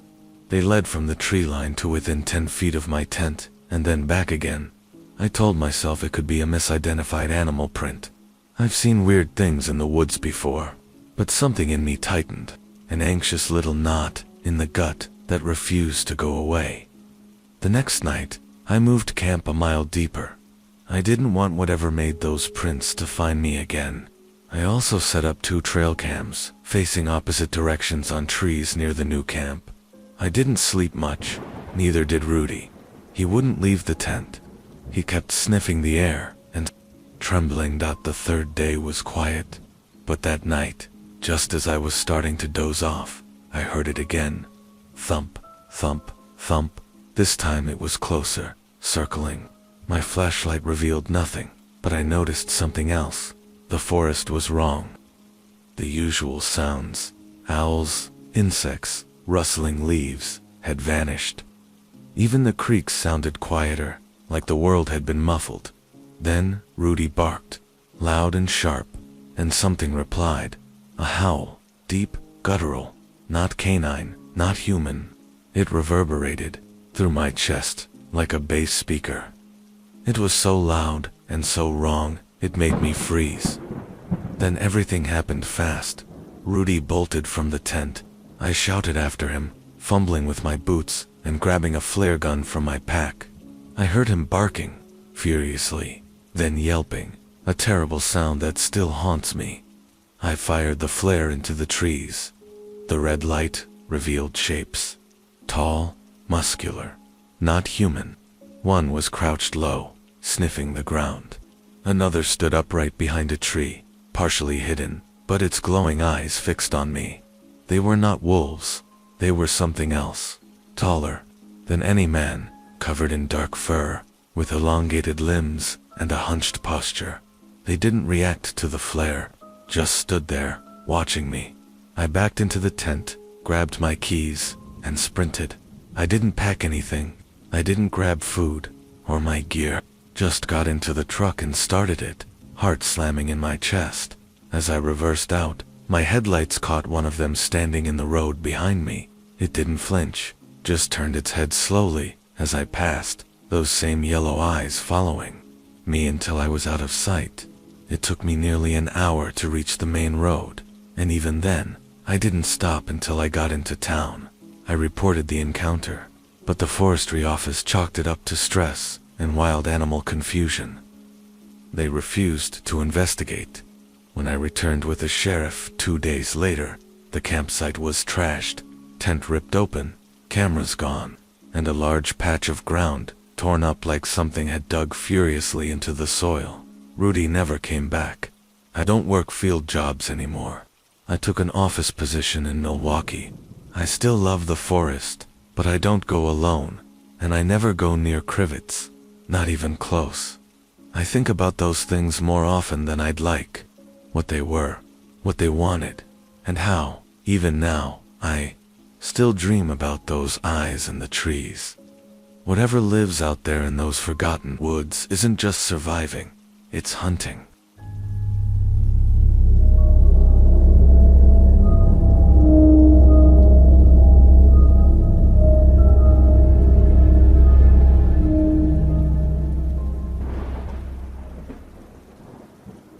My name is Janice Taylor. I'm 36 now, but this happened to me when I was 22. At the time, I was living in southern Missouri with my grandmother after my mom passed away from cancer. That year was rough. I was still in college, taking night classes and working mornings at a local cafe just to make ends meet. My grandmother's house sat right on the edge of a county road that led into a dense stretch of forest. Church Road, they called it. It was named after a tiny, abandoned chapel that sat 2 miles down the dirt road, half swallowed by vines and rot. People always said the area gave them the creeps, but I grew up around these woods. The isolation was more comforting than scary, at least it used to be. It started late one Friday night. I had just gotten home from my shift, around 11:30. The road was dark and quiet, moonlight barely lighting the trees. As I parked beside the porch, I saw something standing at the edge of the forest. It looked like a man. Tall, broad, but something was off. He wasn't facing me, just standing there, half in the shadow, half in the light. His posture was wrong, like he was crouching but too tall to actually be crouching. I thought it might be a neighbor or some drunk hiker. I shouted, "Hey, you okay?" No answer. I took a few steps toward the edge of the yard. That was when the figure turned, and I saw it clearly. It wasn't a man. Its body was covered in coarse, dark fur. Its arms were long, almost ape-like, with massive hands that ended in claws. Its face was wolfish, but not quite. The eyes weren't animal. They had this awareness, intelligent, like it was judging me. I froze. The thing didn't charge. It didn't growl. It just looked, and then stepped backward into the woods without a sound. Gone. I stood there for nearly 5 minutes, shaking, trying to tell myself I was overtired, that maybe it was a bear, or my eyes played tricks. I went inside, locked every door, and tried to sleep, but I couldn't. The next few nights, I started hearing things. Scratching against the siding, heavy thumps on the porch. Once, I found deep gouges on the side of the garage, 3 parallel claw marks, almost like someone had tried to dig through the wall. My grandmother brushed it off. She'd grown up with ghost stories and folklore. Probably a raccoon, she said, or a bobcat. They get bold this time of year, but I knew it wasn't a bobcat. One night, around 2 a.m., I was up reading in bed when I heard the dog barking like mad outside. I looked out the window and saw that same thing again, standing by the tree line, watching the house. I grabbed a flashlight and ran out before thinking, yelling at it to get lost. I guess part of me didn't believe it was real, or maybe I was tired of feeling powerless. But as soon as the light hit it, I regretted everything. Its face twisted in what I swear was a grin. Not an animal's snarl, a smile. It didn't flinch, just turned its head slowly, like it was considering something. And then it dropped to all fours and moved, fast. Faster than anything I've ever seen, into the forest. The next day, I didn't go to class. I stayed home and convinced my grandmother to let me put up motion lights and a few cameras. She finally admitted that she'd heard strange noises too. She even remembered stories from her childhood, whispers of a devil dog that haunted the woods down by Church Road, a creature that walked like a man but hunted like a beast. No one took it seriously back then, but now. The cameras caught nothing for 2 nights. Then, on the 3rd night, we got a hit. At 3:17 a.m., something passed through the yard, barely visible in the dark, but its outline was unmistakable. Over 7 feet tall, long arms, digitigrade legs like a canine, and that same thick, muscled torso. It moved fast across the screen, but it turned its head toward the camera at the last second, as if it knew it was being watched. I didn't sleep after that weekend. My grandmother went to stay with her sister in Springfield, and I stayed with a friend in town. I didn't want to be alone, but part of me, stupidly, wanted answers. So that Sunday night, I went back with 2 friends, Aiden and Marco, both armed with hunting rifles. We parked near the old chapel down Church Road, just to see if anything was out there. The woods were quiet, too quiet. We walked a half-mile in, flashlights barely illuminating the twisted trees. The further we went, the more oppressive it felt. The air was thick, and we kept hearing rustling behind us. We thought it might be deer. Then we heard the growl, low, deep, like it came from the earth itself. Marco spun, flashlight shaking. Nothing. Then, something slammed into him from the side, hard enough to knock him off his feet. Aiden fired into the trees. I screamed. There was chaos, movement in the shadows. Crashing branches, we grabbed Marco and ran. We didn't stop until we reached the car. All 3 of us were bleeding from cuts and scrapes. Marco's shoulder was dislocated. He said something hit him. Massive, fast, with claws. But none of us got a clear look. When I got home the next morning, the yard was torn up, footprints deep. Clawed tracks led from the woods to the front door and back again. That was the last night I stayed at that house. We sold it within the year. My grandmother moved to Springfield permanently, and I finished college online from an apartment in town. It's been over a decade, but I still don't drive down Church Road. Sometimes when I visit my aunt, I swear I see something in the tree line, something tall, something watching. I don't know what lives in those woods, but it isn't just an animal. It waits, and it remembers.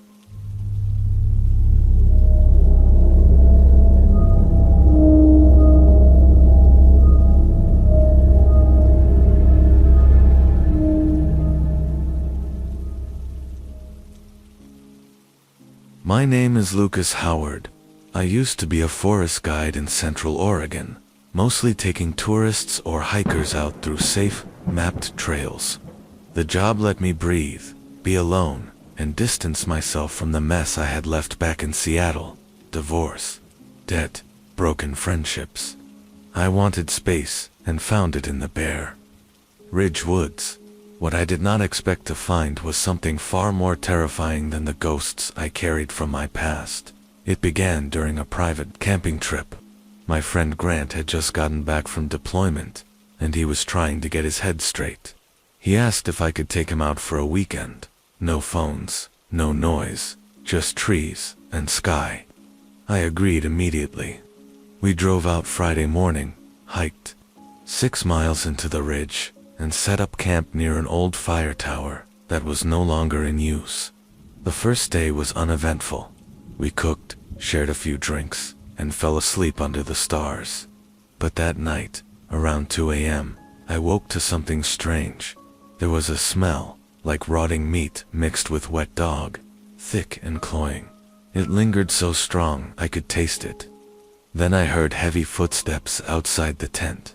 Not a deer, not a bear. It was walking upright, slow, deliberate, as if it was trying to be quiet but couldn't fully mask the weight of its steps. I nudged Grant awake, whispered for him to listen. The sound stopped. We sat there, frozen, listening to the deep breathing just outside the nylon wall of our tent. And then it moved again, circling us. We heard low growls. Not animalistic, but guttural, wet, almost human, but warped somehow. We didn't sleep after that. At first light, we packed our things and made a beeline toward the tower. It was the closest thing we had to shelter. The place was old, rusted. Stairs, splintered wood, but the upper level was solid enough. We climbed up and decided to wait there a few hours to make sure whatever that thing was had moved on. But then we found something that made my stomach drop. On the railing of the tower, carved into the wood, were the words, "IT follows those who leave." I'd never seen that before, and I'd been up to that tower half a dozen times. Grant laughed it off at first. Said maybe it was a prank or some camper trying to scare others, but the look on his face said otherwise. He was shaken that night. We didn't camp on the ground. We stayed in the tower with our sleeping bags and rifles. Around midnight, we started hearing the noises again. Branches snapping, thudding steps, a long, sharp howl that echoed up the valley and made every hair on my arms rise. Then came the scratching, not on the stairs, but the metal beneath us. Something had climbed halfway up the tower. Grant aimed his flashlight downward, and for a split second, we saw it. 2 glowing yellow eyes, a snout like a wolf's, but longer, sharper, shoulders hunched like a predator, muscles bulging beneath dark matted fur. Its mouth opened, and we saw rows of teeth, some broken, others yellowed, glistening in the moonlight. Then it dropped back into the dark, vanishing before either of us could fire a shot. We stayed up until dawn, rifles shaking in our hands. As soon as light hit the trees, we climbed down and made our way out, fast. But the terror didn't end there. That thing, whatever it was, followed us back. The first night in town, I stayed with Grant in his place. We tried to laugh it off, blame stress or hallucination. But at 3 a.m., his dog went wild, barking, snarling, trying to claw through the back door. When we looked outside, we saw massive footprints in the mud near the fence, deep, wide. Claude. Grant moved in with his girlfriend. That same week, I went home to my cabin just outside town and tried to forget. But every few nights, the smell would come back. That rotting stink. The sound of claws on wood. One time, I found scratch marks along my bedroom window, 8 feet high. No animal did that. I started seeing it in my dreams. Sometimes standing at the edge of the forest, other times crouched on my roof, just waiting. I began sleeping with the lights on, rifle loaded beside me. The final straw came 2 weeks later. I was driving back from town, winding through the back roads, when something darted across the road. I hit the brakes so hard I nearly lost control. And there it was, standing in the ditch, watching me, tall, hulking, like a werewolf, but real, alive. Its head tilted, as if studying me. Then it let out a low, chilling growl and vanished into the woods. I moved back to Seattle the next month. I could not take the isolation anymore. Could not risk waking up to that thing outside my window. But even now, sometimes, I still smell it. Sometimes I wake up in the middle of the night, heart pounding, convinced it is outside my apartment, watching it. Never fully leaves you. They say the Dogman is just a legend, a story to scare campers. But I saw it, and I think it remembers me.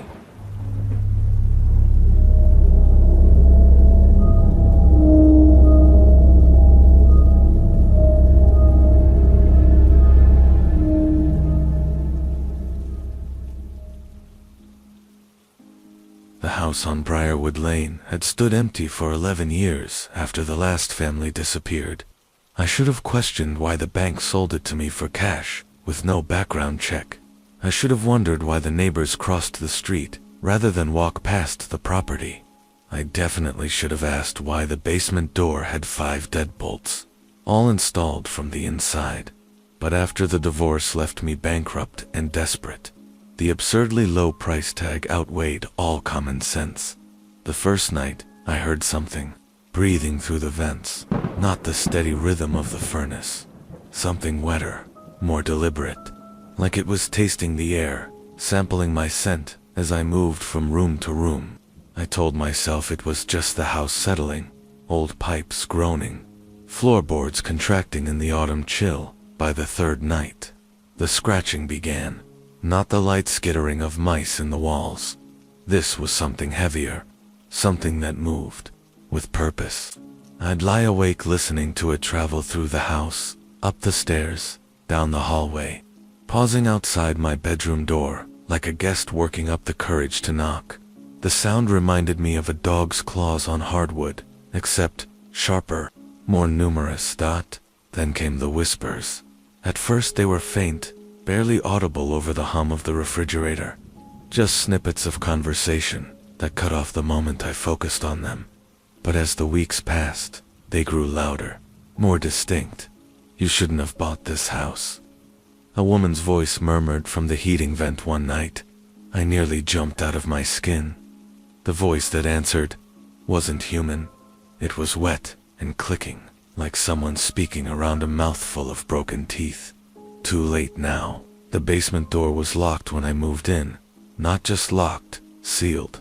3 deadbolts and a heavy chain, all installed from the outside. The key the realtor gave me didn't fit any of them. It's just an old root cellar, she'd said with a smile that didn't reach her eyes. Nothing down there but dust and spiderwebs.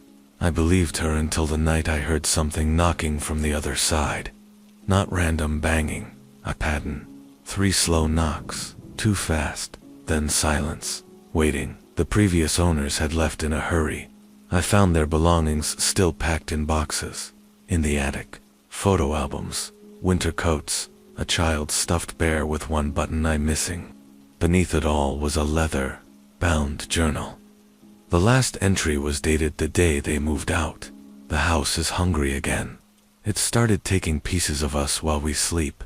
Sarah woke up missing a finger. I found it in the flower jar. The house puts them back wrong.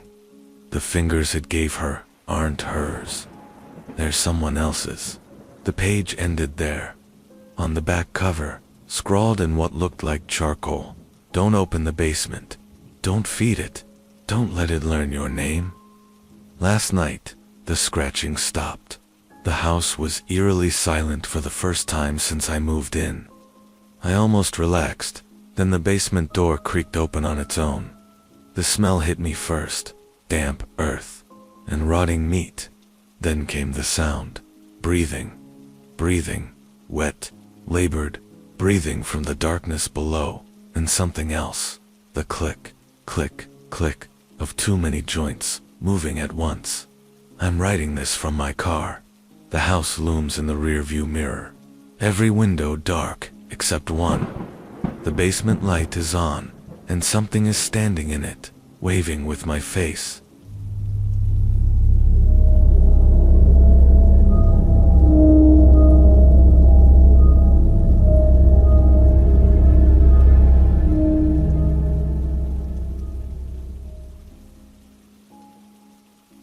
is Cody Whitman, and until 3 years ago, I never believed in monsters. I worked for the county as a soil technician. A fancy way of saying I dug into the earth for samples, analyzed sediment layers, and occasionally tested agricultural soil for farm owners across rural Wisconsin. My days were spent outdoors, moving from farm to farm, taking notes, and reporting back to the office in Wausau. The job was solitary, and I liked it that way. No deadlines breathing down my neck, no coworkers constantly talking about sports. I did not care for just me, the land, and the sky. But that year, in late September, something happened on one of my assignments that I still cannot explain. I haven't told anyone, until now, because I need to know if others have seen it too. It started on the Larson property, a family farm just south of Gleason. I had been out there once before, back in spring, to assess drainage issues. But this time, the county sent me to inspect a portion of land near their cornfields where sinkholes had recently formed. According to the file, they suspected groundwater erosion. I arrived at around 11 a.m. on a Monday. The skies were heavy with clouds, and the air had that crispness that always signaled the start of Wisconsin's short but beautiful fall. The Larsons were not home, an older couple, probably out running errands, so I let myself through the side gate as they'd instructed by phone. Their cornfield bordered a stretch of dense woodland, and the sinkholes were located at the very edge of that tree line. I made my way over with my pack, equipment in hand, trudging through thick, uneven soil. That was the first time I noticed it. Silence. Not just quiet, but dead silence. No crows, no bugs, no rustling wind, as if the land itself were holding its breath. I bent down near the first depression in the earth, a narrow sinkhole, roughly 4 feet wide and nearly 6 feet deep. My boot nudged something hard. At first, I thought it was a buried piece of pipe, but then I looked closer. It was a bone, and not just any bone. It looked like a femur, too large to be a dog, definitely not livestock. Human. I froze, my instincts telling me to call the sheriff, but something deeper, something primal, told me to leave, to get out of there. Still, I am a man of science, and the rational part of me pushed forward. I took a few soil samples and marked the bone's location on my notes. I figured I could report it without jumping to conclusions. But when I turned around, I saw it at the far end of the cornfield, standing just beyond the rows. Something tall moved behind the stalks. The shape was too big to be a person, and the way it moved, too fluid to be a deer. It walked upright, that much I was certain, and its eyes, those glowing, amber eyes, locked with mine for a single, breathless second. Then it vanished back into the corn. I should have left then, but I stood frozen for minutes, waiting for another sign, something, anything. Nothing came. I packed up and left. That night, I could not sleep. Every time I closed my eyes, I saw those eyes again, wide, watching, intelligent. I reported the bone.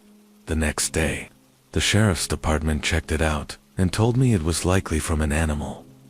I knew they were brushing me off. But a week later, I was assigned to another site, this time even deeper into rural county land, just a few miles north of the Larson farm. This time, the signs were immediate.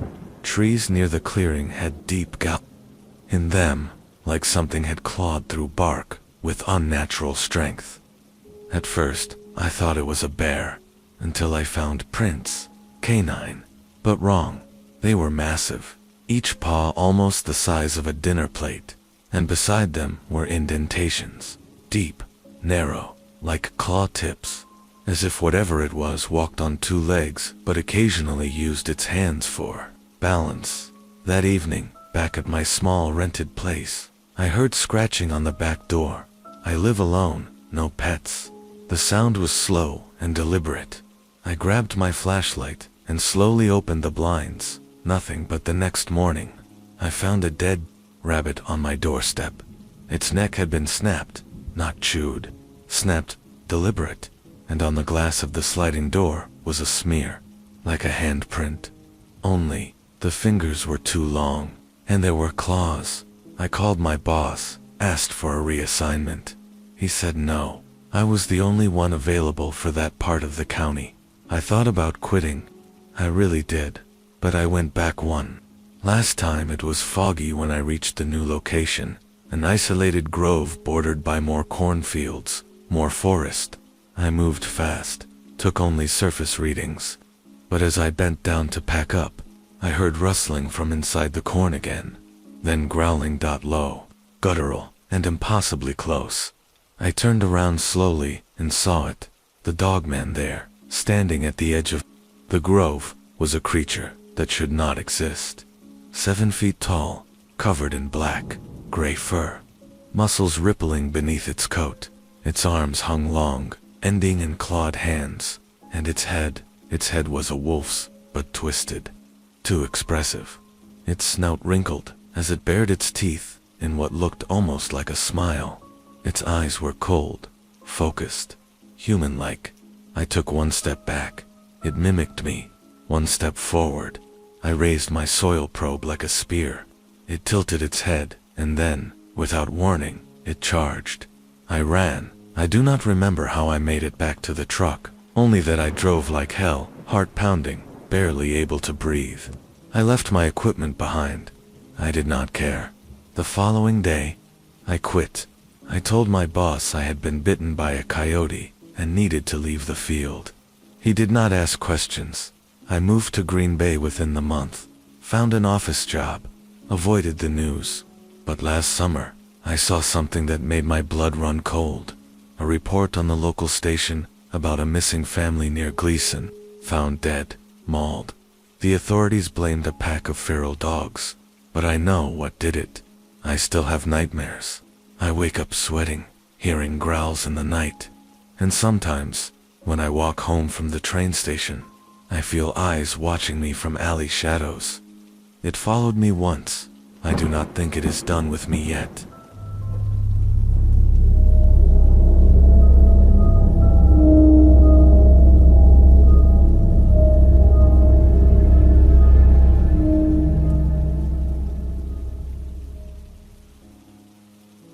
I never believed in monsters.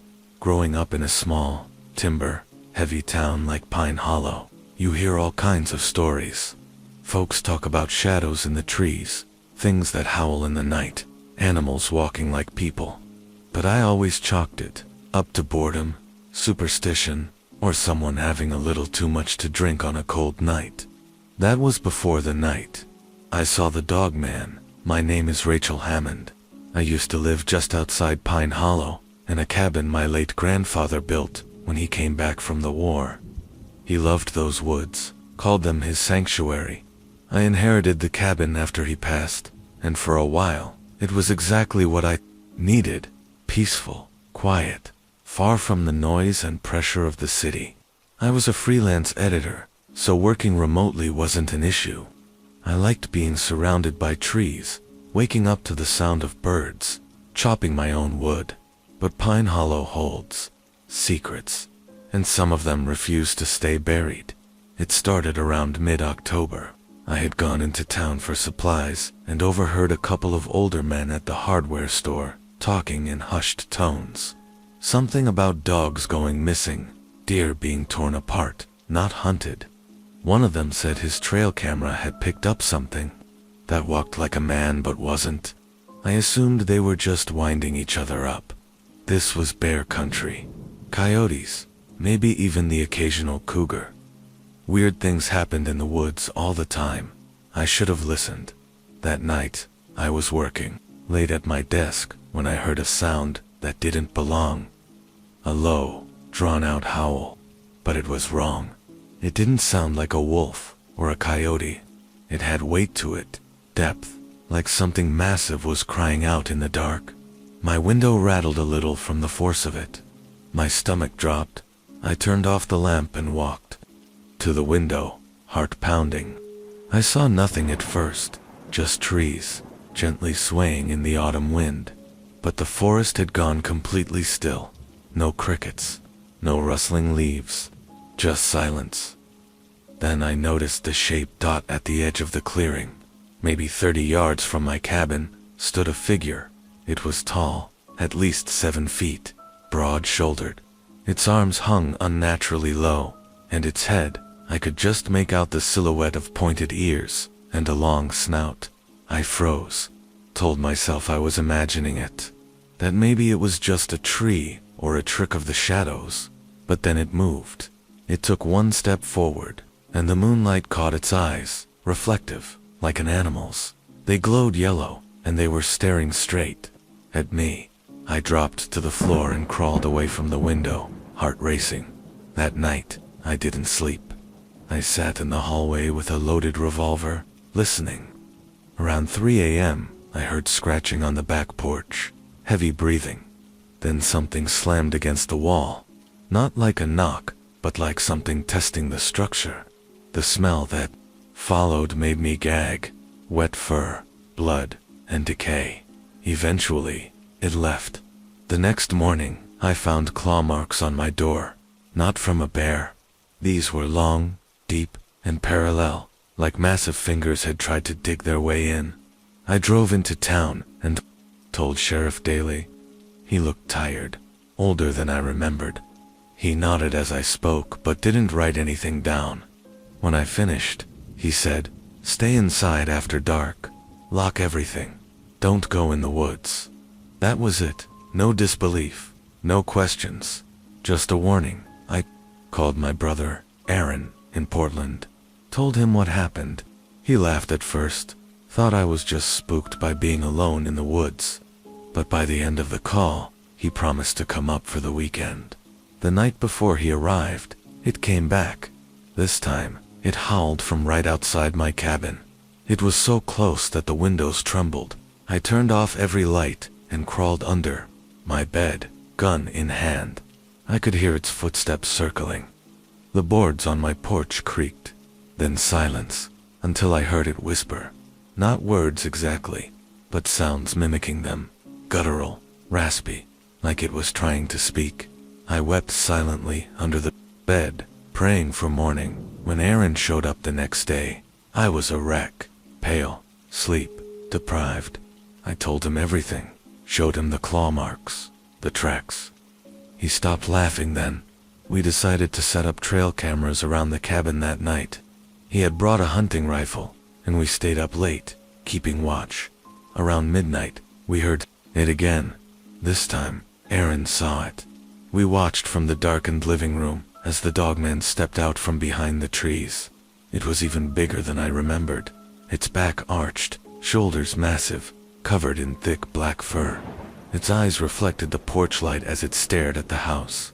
Then it let out a snarl, baring teeth too large to be anything natural. Aaron raised his rifle, but I stopped him. I don't know why. Maybe fear, maybe instinct. Whatever this thing was, it felt wrong to shoot at it. Like that would make it worse. It paced around the cabin for hours. At one point, it sat, just squatted there in the clearing, watching, waiting. When dawn came, it vanished. We checked the trail cams. Only one had captured anything, and even then, it was a blur. But the shape, the eyes, the limbs, it wasn't a bear. It wasn't anything that should exist. Aaron left that afternoon. He said he couldn't stay, that something about that place made his skin crawl. I stayed another week. I do not know why. Maybe I was hoping for answers. Maybe I wanted to believe it was all in my head. But the thing kept coming back.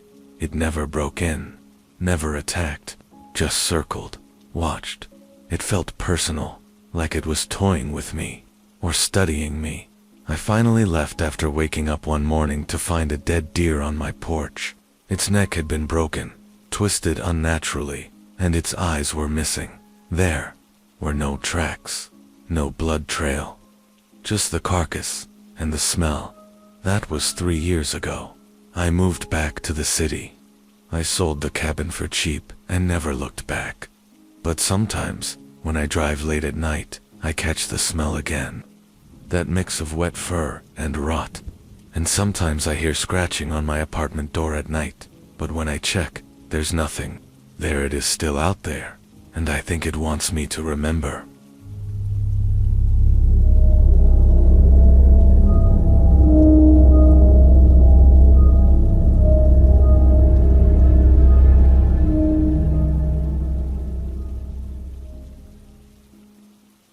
My name is Marcus Bell, and I used to be the night shift operator for a small water treatment facility in Michigan's Upper Peninsula. The plant was built decades ago and was located on the outskirts of a tiny town called Hemlock Creek, a place you would probably miss even if you were trying to find it. I took the job a few years back after a bad breakup and a decision to leave the city behind. I was tired of people, the endless noise, the expectations. Working nights suited me. It gave me the silence I needed to think, to heal. But one night changed all that, and I have not worked another shift since. The facility was surrounded by dense woods on 3 sides, with only a dirt road leading back to town. A giant, rusty water tower loomed just behind the building, visible for miles in daylight. At night, though, it cast a long skeletal shadow that stretched across the field, like a giant finger pointing toward something I could never quite see. Most nights, my job was mind-numbingly simple. Monitor pressure gauges, check chlorine levels, make sure the pump systems did not trip. The occasional late-night call from the county dispatcher asking for status updates was the only human interaction I had. That night began like any other. It was late October. I remember because I had to keep rubbing my hands together to stay warm, and I had just installed a new space heater next to my desk. Around midnight, I stepped outside to stretch my legs and smoke.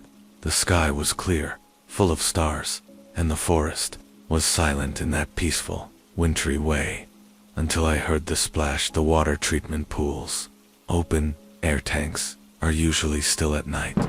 The pumps flow gently, and aside from the occasional frog or bird, they are undisturbed. But this splash was different. It was loud, heavy, like something had jumped in from a height. I turned off my flashlight, thinking maybe a deer had wandered too close. But when I approached the railing and looked down into the settling tank, I saw the ripples spreading across the surface. Something had definitely gone in. I stood there for a moment, listening. Then I heard it, breathing. Heavy, ragged, too loud for a deer or raccoon. It echoed off the tank walls. It sounded wrong. Wet, like it struggled to breathe through waterlogged lungs. I backed away slowly, unease creeping over me. Then I saw a shape rise up from the far end of the tank, slowly, deliberately. A hand, no, a paw. It reached over the edge. Long fingers tipped with claws that gleamed under the moonlight. I froze. What pulled itself out of that tank was not an animal I could recognize. It was tall, maybe 7 feet, and hunched like it carried a weight on its back. Its skin was dark, matted with fur and mud, and its face, its face, it had a muzzle like a wolf, but longer. The eyes, though, they were too human, deep, set, and glinting with a kind of malevolence I have only seen in nightmares. Its mouth opened slightly, and I saw teeth, not just fangs, rows of jagged teeth, like broken glass. It looked at me. I should have run, screamed, anything. But I stood frozen as it stepped forward on 2 legs, dripping water and slime, its nostrils flaring like it was smelling me.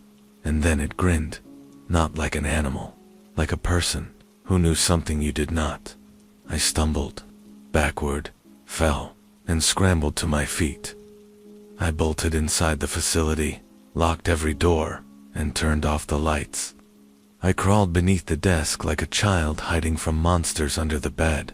I do not know how long I stayed there. Eventually, I heard the scratching, claws on metal, slow, deliberate. It circled the building. Then I heard it climb up the metal ladder of the water tower. Clink, clink, clink. I peeked out the window and saw its silhouette against the stars, standing atop the tower like a gargoyle. It stood there for what felt like forever, watching. Then it disappeared. I stayed in the office until dawn. When morning came, I called the town manager and quit.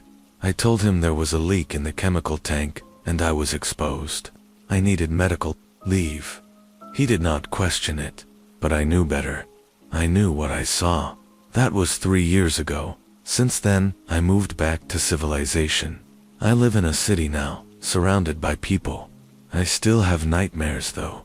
Sometimes I dream of water, and breathing through thick, muddy lungs. Sometimes I wake up to claw marks on my windowsill. I moved 3 times. The marks follow me. I think it marked me that night. It climbed that tower to show me it could, and one night, when I am not paying attention, it will climb again.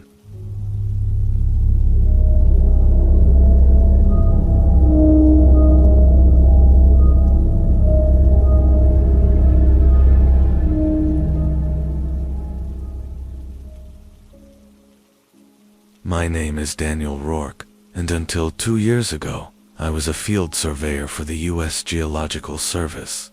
I spent most of my time in the backcountry, national forests, undeveloped land, anywhere untouched by civilization.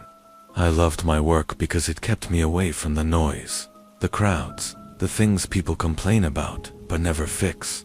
I also thought I was safe out there, safer than in the cities, at least.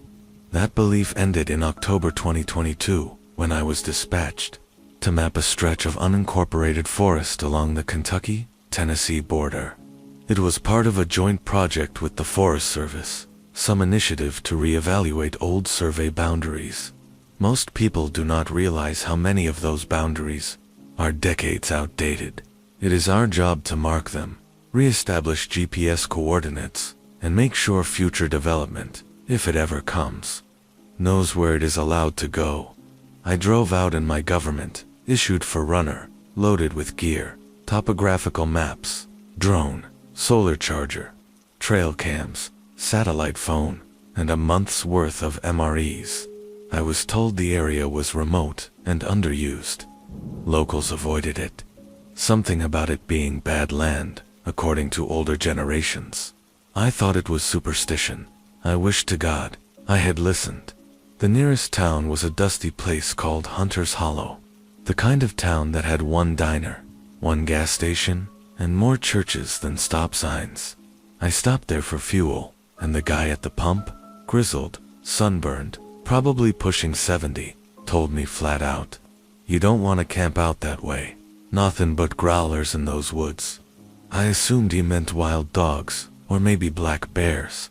I nodded, thanked him, and moved on. The road ended after 12 miles. I parked, shouldered my pack, and started hiking the GPS-marked trail. There were no actual trailheads, just faded ribbons tied to trees, remnants of an old logging operation. The canopy was thick, and the silence was unsettling. No birds, no squirrels, just the crunch of leaves under my boots. That night, I made camp near a creek and reviewed data. Around 2 a.m., I woke up to footsteps. Not deer, not raccoons, bipedal, heavy, crunch, pause, crunch. I held my breath, clutching the knife I kept under my sleeping bag. Whatever was out there circled the tent once, then walked off by morning. I convinced myself it was a curious animal, maybe a bear on hind legs. I continued surveying. 3 days in, I found the first sign that something was wrong. About 11 miles from the nearest road, I stumbled across a shredded backpack. Not weathered, torn, slashed open, contents dumped and torn apart. Food wrappers, a first aid kit, even a cracked GPS unit. Nearby, I found a half-buried trail cam, its lens shattered. I reported it via satellite text to my supervisor. The reply was simple. Mark coordinates. Proceed with caution. That evening, I camped in a rocky clearing with good visibility. Around midnight, I saw glowing eyes across the creek, low to the ground at first. Watching me, then they rose, and kept rising. The thing stood taller than any man I had ever seen. Its shoulders were broad, fur, matted, and dark. It stood like a man but moved like a predator, swift, silent. It stepped into the moonlight, and I saw the snout. Not a bear, not a wolf, something in between. I fired a flare into the sky out of panic. It flinched, but did not run. It just tilted its head like it was studying me. Then it bared its teeth, long yellow, and jagged like railroad spikes, and vanished into the tree line. I did not sleep. The next morning, I found claw marks on the trees, deep ones, too high for any bear I knew, and footprints, humanoid, but wrong, too long, too narrow. The toes ended in gouges, where claws had dug in. I knew I should have left, but something compelled me to keep going. Some part of me needed to understand what I had seen, a mistake I regret every single day. 2 more nights passed. Each time, it came closer. I started hearing breathing outside the tent, low, guttural. I set up trail cams around the perimeter. The next morning, they were torn off trees, not smashed. Ripped. The 6th night, it attacked, not me, but my tent. I was gathering samples 50 yards away when I heard the tent collapse. I ran back and saw it torn open, my gear shredded. The scent it left behind was unbearable, like wet dog mixed with rotting meat and something acidic. That was the last straw. I packed what I could and hiked back. 30 miles in 2 days, barely sleeping, barely stopping. I had the creeping sense that I was being herded. Every time I veered off course, I heard it again, always behind me, always just out of sight. When I reached my vehicle, I found a dead possum on the hood. Its spine had been snapped, its mouth stuffed with fur, dark fur. I reported everything. No one believed me. They said I had a mental break, PTSD from isolation. I was placed on paid leave and told to seek counseling, so I did. I spoke to an older therapist who had worked with trauma patients in rural areas. He was quiet the whole time I talked. Then he said something that still chills me. "You saw it," he said. "Some call it Dogman. Some say it is a guardian of old woods. Others say it is something we were never meant to understand." He told me he had heard similar accounts. Always the same description. Always the same silence from the authorities. I asked him what I should do. His answer, never go back. So I didn't. I changed careers. I live in a small apartment above a cafe now. Concrete and neon. As far from the forest as I can get. But sometimes I still dream of it. The way it watched me. Not like prey. Like a warning. Like it let me live. Just to carry the message back. That some places are not ours. And if we push too deep, we will find out why.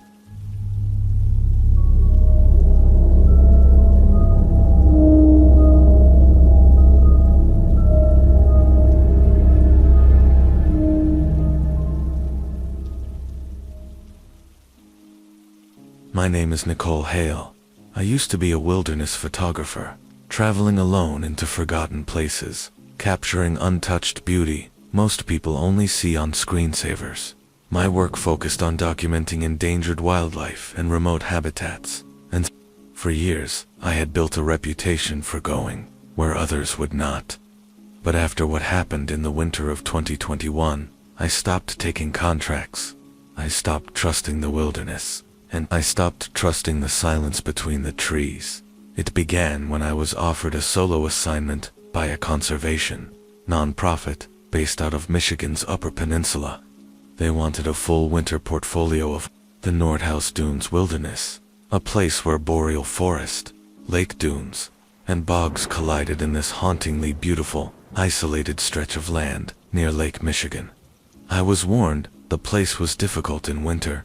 Ice, wind, no cell service. The ranger who gave me the key to the park's service gate even looked hesitant.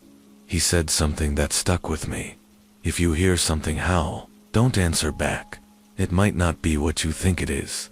I thought he was just trying to spook me.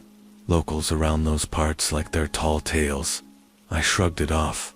I should not have. I entered the preserve through a service road gate and drove about 5 miles in before it became too rough for my Subaru. From there, I packed my gear into a sled and hiked the rest of the way to a small ranger cabin I was permitted to use for the week. It was basic, no power, wood stove, pump well, but it kept out the wind. I spent my days hiking snowshoe trails, photographing birds, frozen cattails, icicles hanging from pine branches. I saw deer, foxes, even a porcupine. But on day 3, I began to notice something strange. There were no predator tracks, not one, no coyotes, no bobcats, no wolves, which are rare but not unheard of in that region. It was like something had driven them all out. That night, I was editing photos by lantern light when I heard something off. A low growl, distant but rising, then closer. A knock. Not at the door, on the wall. I froze. Then it happened again, 3 solid knocks, low and deliberate, like a fist slamming against the timber exterior. I called out, "Who's there?" No reply. I had a firearm, standard for long solo trips, but I didn't want to draw unless I had to. I checked outside with my flashlight. Nothing. No tracks in the snow. I went back inside, locked up, and stayed up most of the night. The next day, the wind had shifted. It carried a scent I'll never forget. Wet fur, blood, and something sharp, like old pennies and smoke. That afternoon, I found prints near the tree line. Not human, not animal. They were digitigrade, walking on toes, with a long heel that didn't touch the ground. Massive, spaced like a biped's gait, and claw marks followed them. I photographed them.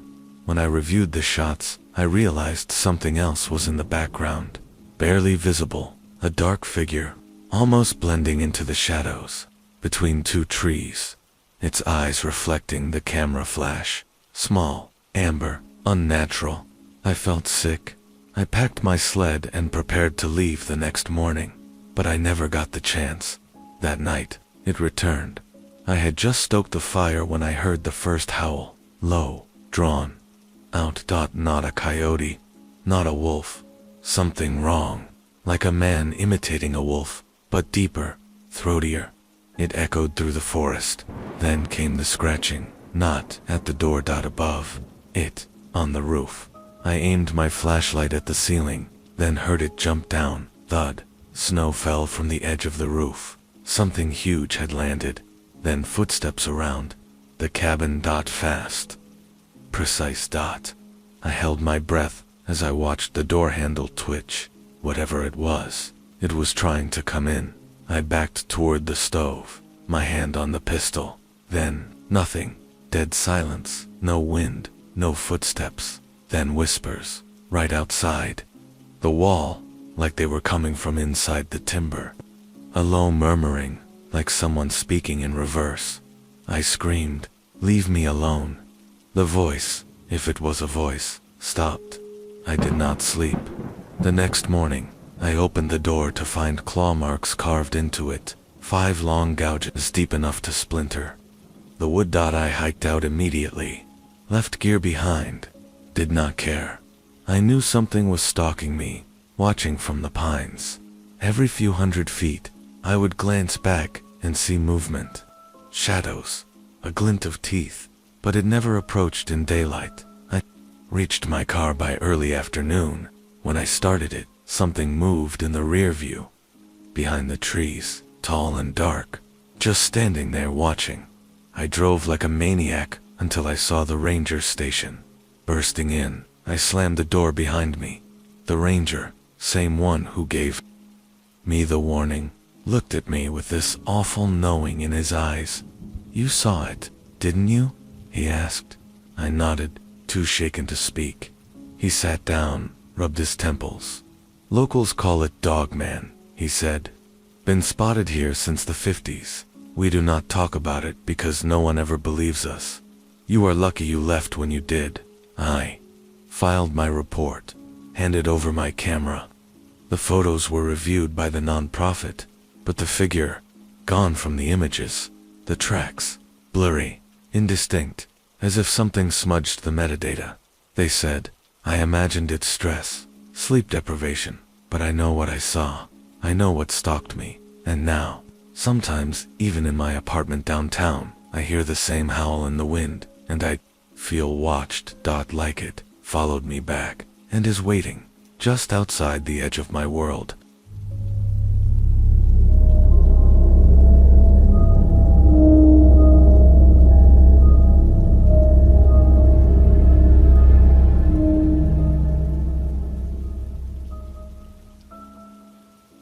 My name is Aaron Mills, and this happened in 2019 when I was working as a freelance land surveyor in the Pacific Northwest. I used to take on remote assignments, government contracts, private land assessments, logging permits, anything that paid well and got me out into the woods. I liked solitude. I liked the quiet. I do not anymore. That spring, I got a contract to map an undeveloped section of woodland near the Washington-Idaho border. It was privately owned land, about 2,000 acres of mixed forest that had not been touched in decades. The client wanted GPS coordinates logged, topography mapped, and wildlife activity documented. No trails, no roads, no structures, just dense, overgrown forest and a couple of abandoned logging paths. It sounded like my kind of job. The nearest town was a blip on the map called Avery. I stayed there 2 nights, then headed into the forest in my truck. I planned to camp near the center of the tract, work outward in grid formation, and be done in 4 days. I never made it to day 3. The first day was uneventful. I set up my tent in a flat clearing beside what used to be an old service road.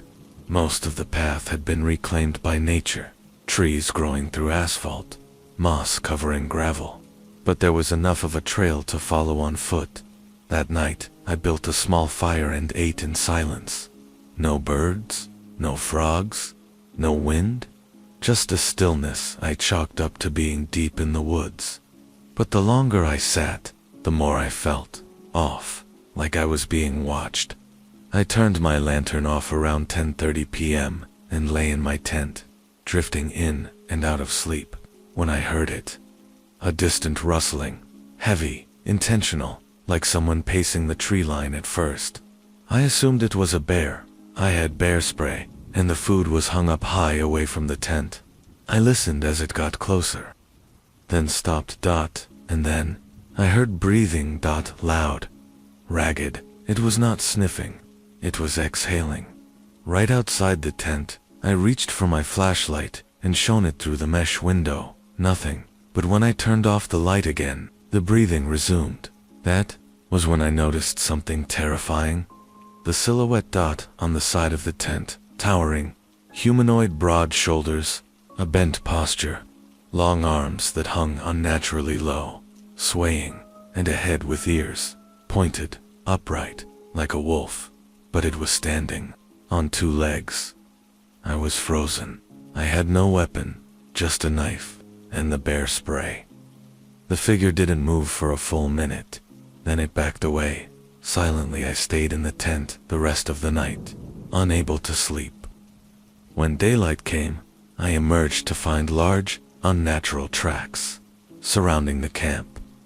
Bigger than any animal I had ever encountered, 5-toed, but the arrangement was wrong. The heel pad was narrow, and the claws had dug 6 inches deep into the dirt. It had walked around me all night. I should have left, but I did not. I told myself it was a hallucination, or a trick of the light. I packed my gear and moved deeper into the survey grid. Around noon, I came upon an old service cabin, half collapsed, covered in ivy and pine needles. I decided to check it out. Inside, I found rusted tools, shattered windows, and piles of animal bones. Deer, rabbit, something bigger. The walls were clawed, deep gouges like someone had tried to dig their way out, or in. That was when I heard the growl. Not close, but not far either, Guttural vibration that rose from the trees. Then silence again. I left the cabin and started heading back to camp, but something followed. I heard it pace me, always just far enough to stay hidden, but too heavy to be a normal animal. Branches snapped under its weight. I never saw it, but I felt it moving through the woods like a shadow. When I made it back to camp, I planned to pack up and leave the next morning, but I didn't get that far.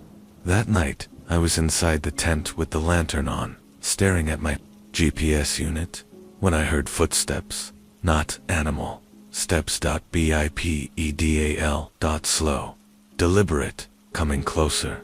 Then it stopped, right outside the tent flap. I didn't breathe. I didn't move. Then I heard something that chilled my blood, a voice, hoarse, guttural, mocking, "Let me in." It sounded wrong, like someone who had never spoken before, trying to mimic speech, slurred, inhuman. I held the bear spray tight and whispered, "Go away." It repeated the phrase, "Go away," but the voice warped it, twisted it, "Go away." Then the flap shook. Clawed fingers curled under the edge. That was enough. I sprayed the can in a wide arc and screamed.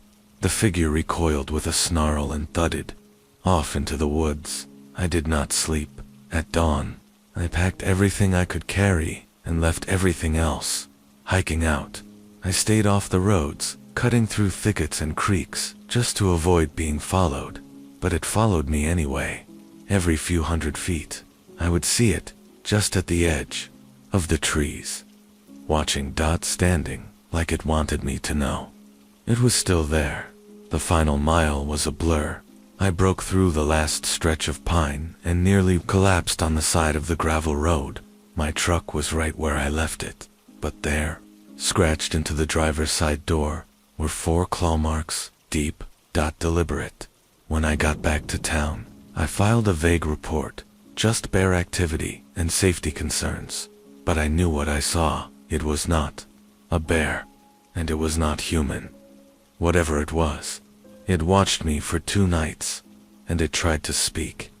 I never took another backwoods job after that, and I still have dreams where I hear it, that voice, rasping from the trees, pretending to be something it is not. Let me in.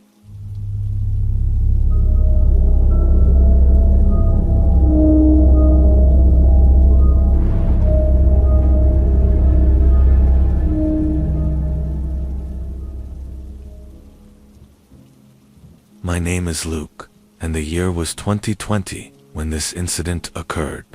I was in my mid-20s, working a dead-end job at a mechanic shop in a sleepy little town called Pine Hollow. It was the kind of place where people greeted you by name, and you could leave your doors unlocked without worrying about anything. I liked it there, even though it was a bit too quiet at times. It was the perfect place to live if you were just looking to escape the noise of the big city.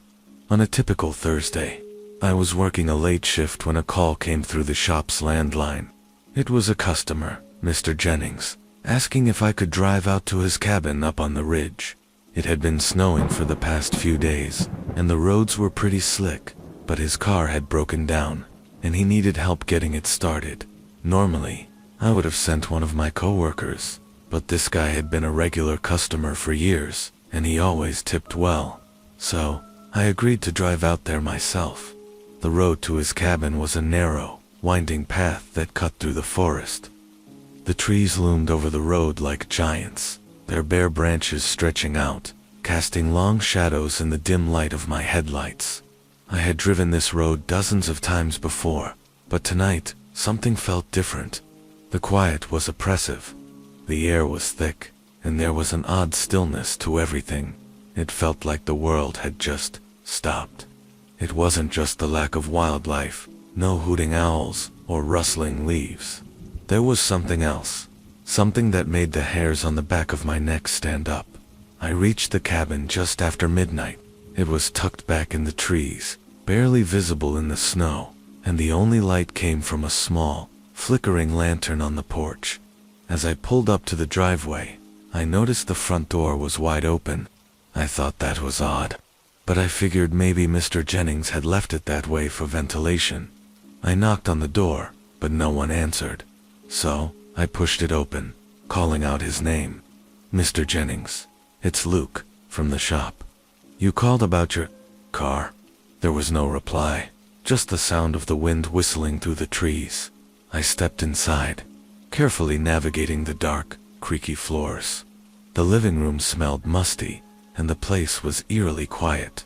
It didn't look like anyone had been there for a while.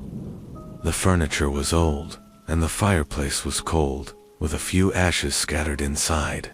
"Mr. Jennings," I called again, stepping deeper into the cabin. Something felt off about this place. It wasn't just the emptiness. It was the way the silence hung thick in the air. I moved toward the kitchen, thinking I might find him there. But as I passed the window, something caught my eye. Out in the woods, just at the edge of the clearing, I saw a shape. At first, I thought it was a shadow, but then it moved. It was tall, unnaturally tall, and it seemed to be watching me. My heart started to race, but I convinced myself it was just my nerves. I had been out here alone in the dark too many times before, and this was probably just a deer or some other animal. But as I stepped closer to the window, I saw it more clearly. It wasn't a deer. It was something else entirely. It had the build of a man, but its movements were wrong. It hunched low, its arms long and hanging down past its knees. Its body was covered in thick, matted fur, and its head was not human at all. The eyes, wide and predatory, glowed faintly in the darkness, reflecting the light from the cabin. I froze. It saw me. The creature's mouth opened, revealing sharp teeth that glistened like they had been freshly sharpened. And then, just like that, it was gone, disappearing into the trees, as if it had never been there at all. I don't know how long I stood there, staring out that window, my heart pounding in my chest. But eventually, I snapped out of it, shaking my head and trying to push the image out of my mind. It had to have been a trick of the light. I turned away from the window and walked back toward the door. That's when I noticed the smell. A rank, musky odor, like wet fur and decay. It was so strong I almost gagged. It was coming from behind me. I turned, and there it was, standing in the doorway of the kitchen. The creature was massive. Its head scraped the top of the doorframe, and its broad shoulders blocked the hallway behind it. It stared at me with those glowing eyes, its lips curled into a snarl, revealing rows of teeth that looked like they could tear through bone. It didn't move for a few seconds, just watching me, and I realized that I couldn't move either. I was frozen in place, too terrified to run, too terrified to scream. And then it stepped forward. Its heavy footsteps shook the cabin, and I could feel the floorboards creaking beneath its weight. I backed up slowly, reaching for the door behind me, my fingers fumbling for the knob.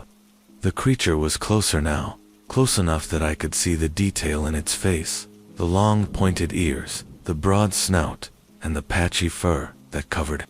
It spotted out with a snarl. It lunged. I barely made it out the door in time. The creature's claws raked across the wood, leaving deep gouges in the doorframe as I stumbled outside into the snow. I ran. I don't remember much after that, just the sound of my boots crunching in the snow and the heavy pounding of footsteps. Behind me, the creature was chasing me, getting closer with every second. It wasn't just walking, it was hunting me. I don't know how far I ran or how much time passed, but eventually I made it back to my truck. My hands were shaking as I fumbled for my keys, finally unlocking the door and slamming it shut behind me. I didn't stop driving until I reached Pine Hollow. When I finally got to the gas station, I pulled over and tried to catch my breath. I was covered in snow, my heart still racing. I didn't dare look back. I never saw Mr. Jennings again. His cabin was empty when I returned to check on him, and the authorities never found any trace of him either. But I know what I saw, and I know that thing is out there, waiting. I haven't been back to that area since, and I don't plan to. Pine Hollow is quiet again, but the silence feels different now. I'm always looking over my shoulder, always wondering if that creature is still watching me from the shadows.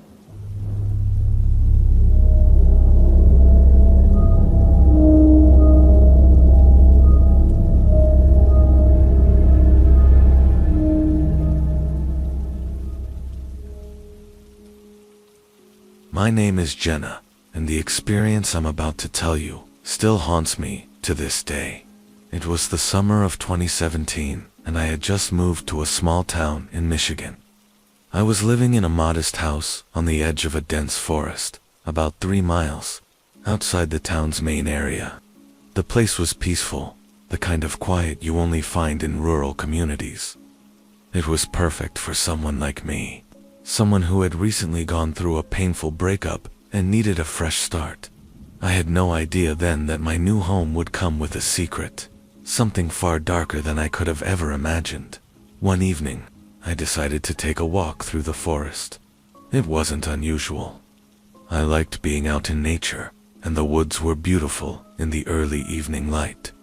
The air was thick with the smell of pine, and the chirping of crickets was a comforting soundtrack to my steps. It was a quiet, serene walk, or at least that's what I thought it would be. I was walking along a narrow trail, a bit off the beaten path, when I first felt something was off. At first, it was subtle, a strange feeling, like being watched. I tried to shake it off, telling myself it was just my imagination. But then I heard it, the unmistakable sound of something large moving through the brush behind me. I turned quickly, half expecting to see a deer, or maybe a bear, but there was nothing. Just the trees, the shadows, and the rustling leaves. I kept walking, though my pace had quickened without me realizing it. My heart started to race. It felt as though something was following me. I didn't stop to look behind me again, but I could hear it. Footsteps crunching in the underbrush, heavy and deliberate. It wasn't an animal's step. It was something else, something larger, something more human. I didn't know why, but I felt compelled to keep moving. Maybe I thought if I just kept walking, it would stop. But it didn't. The footsteps grew closer, and the air around me seemed to grow colder. I could feel a presence. Something was out there, moving silently just beyond the reach of my vision. Then, I heard it. A low growl, not like anything I had ever heard before. It wasn't the sound of a wolf or a bear.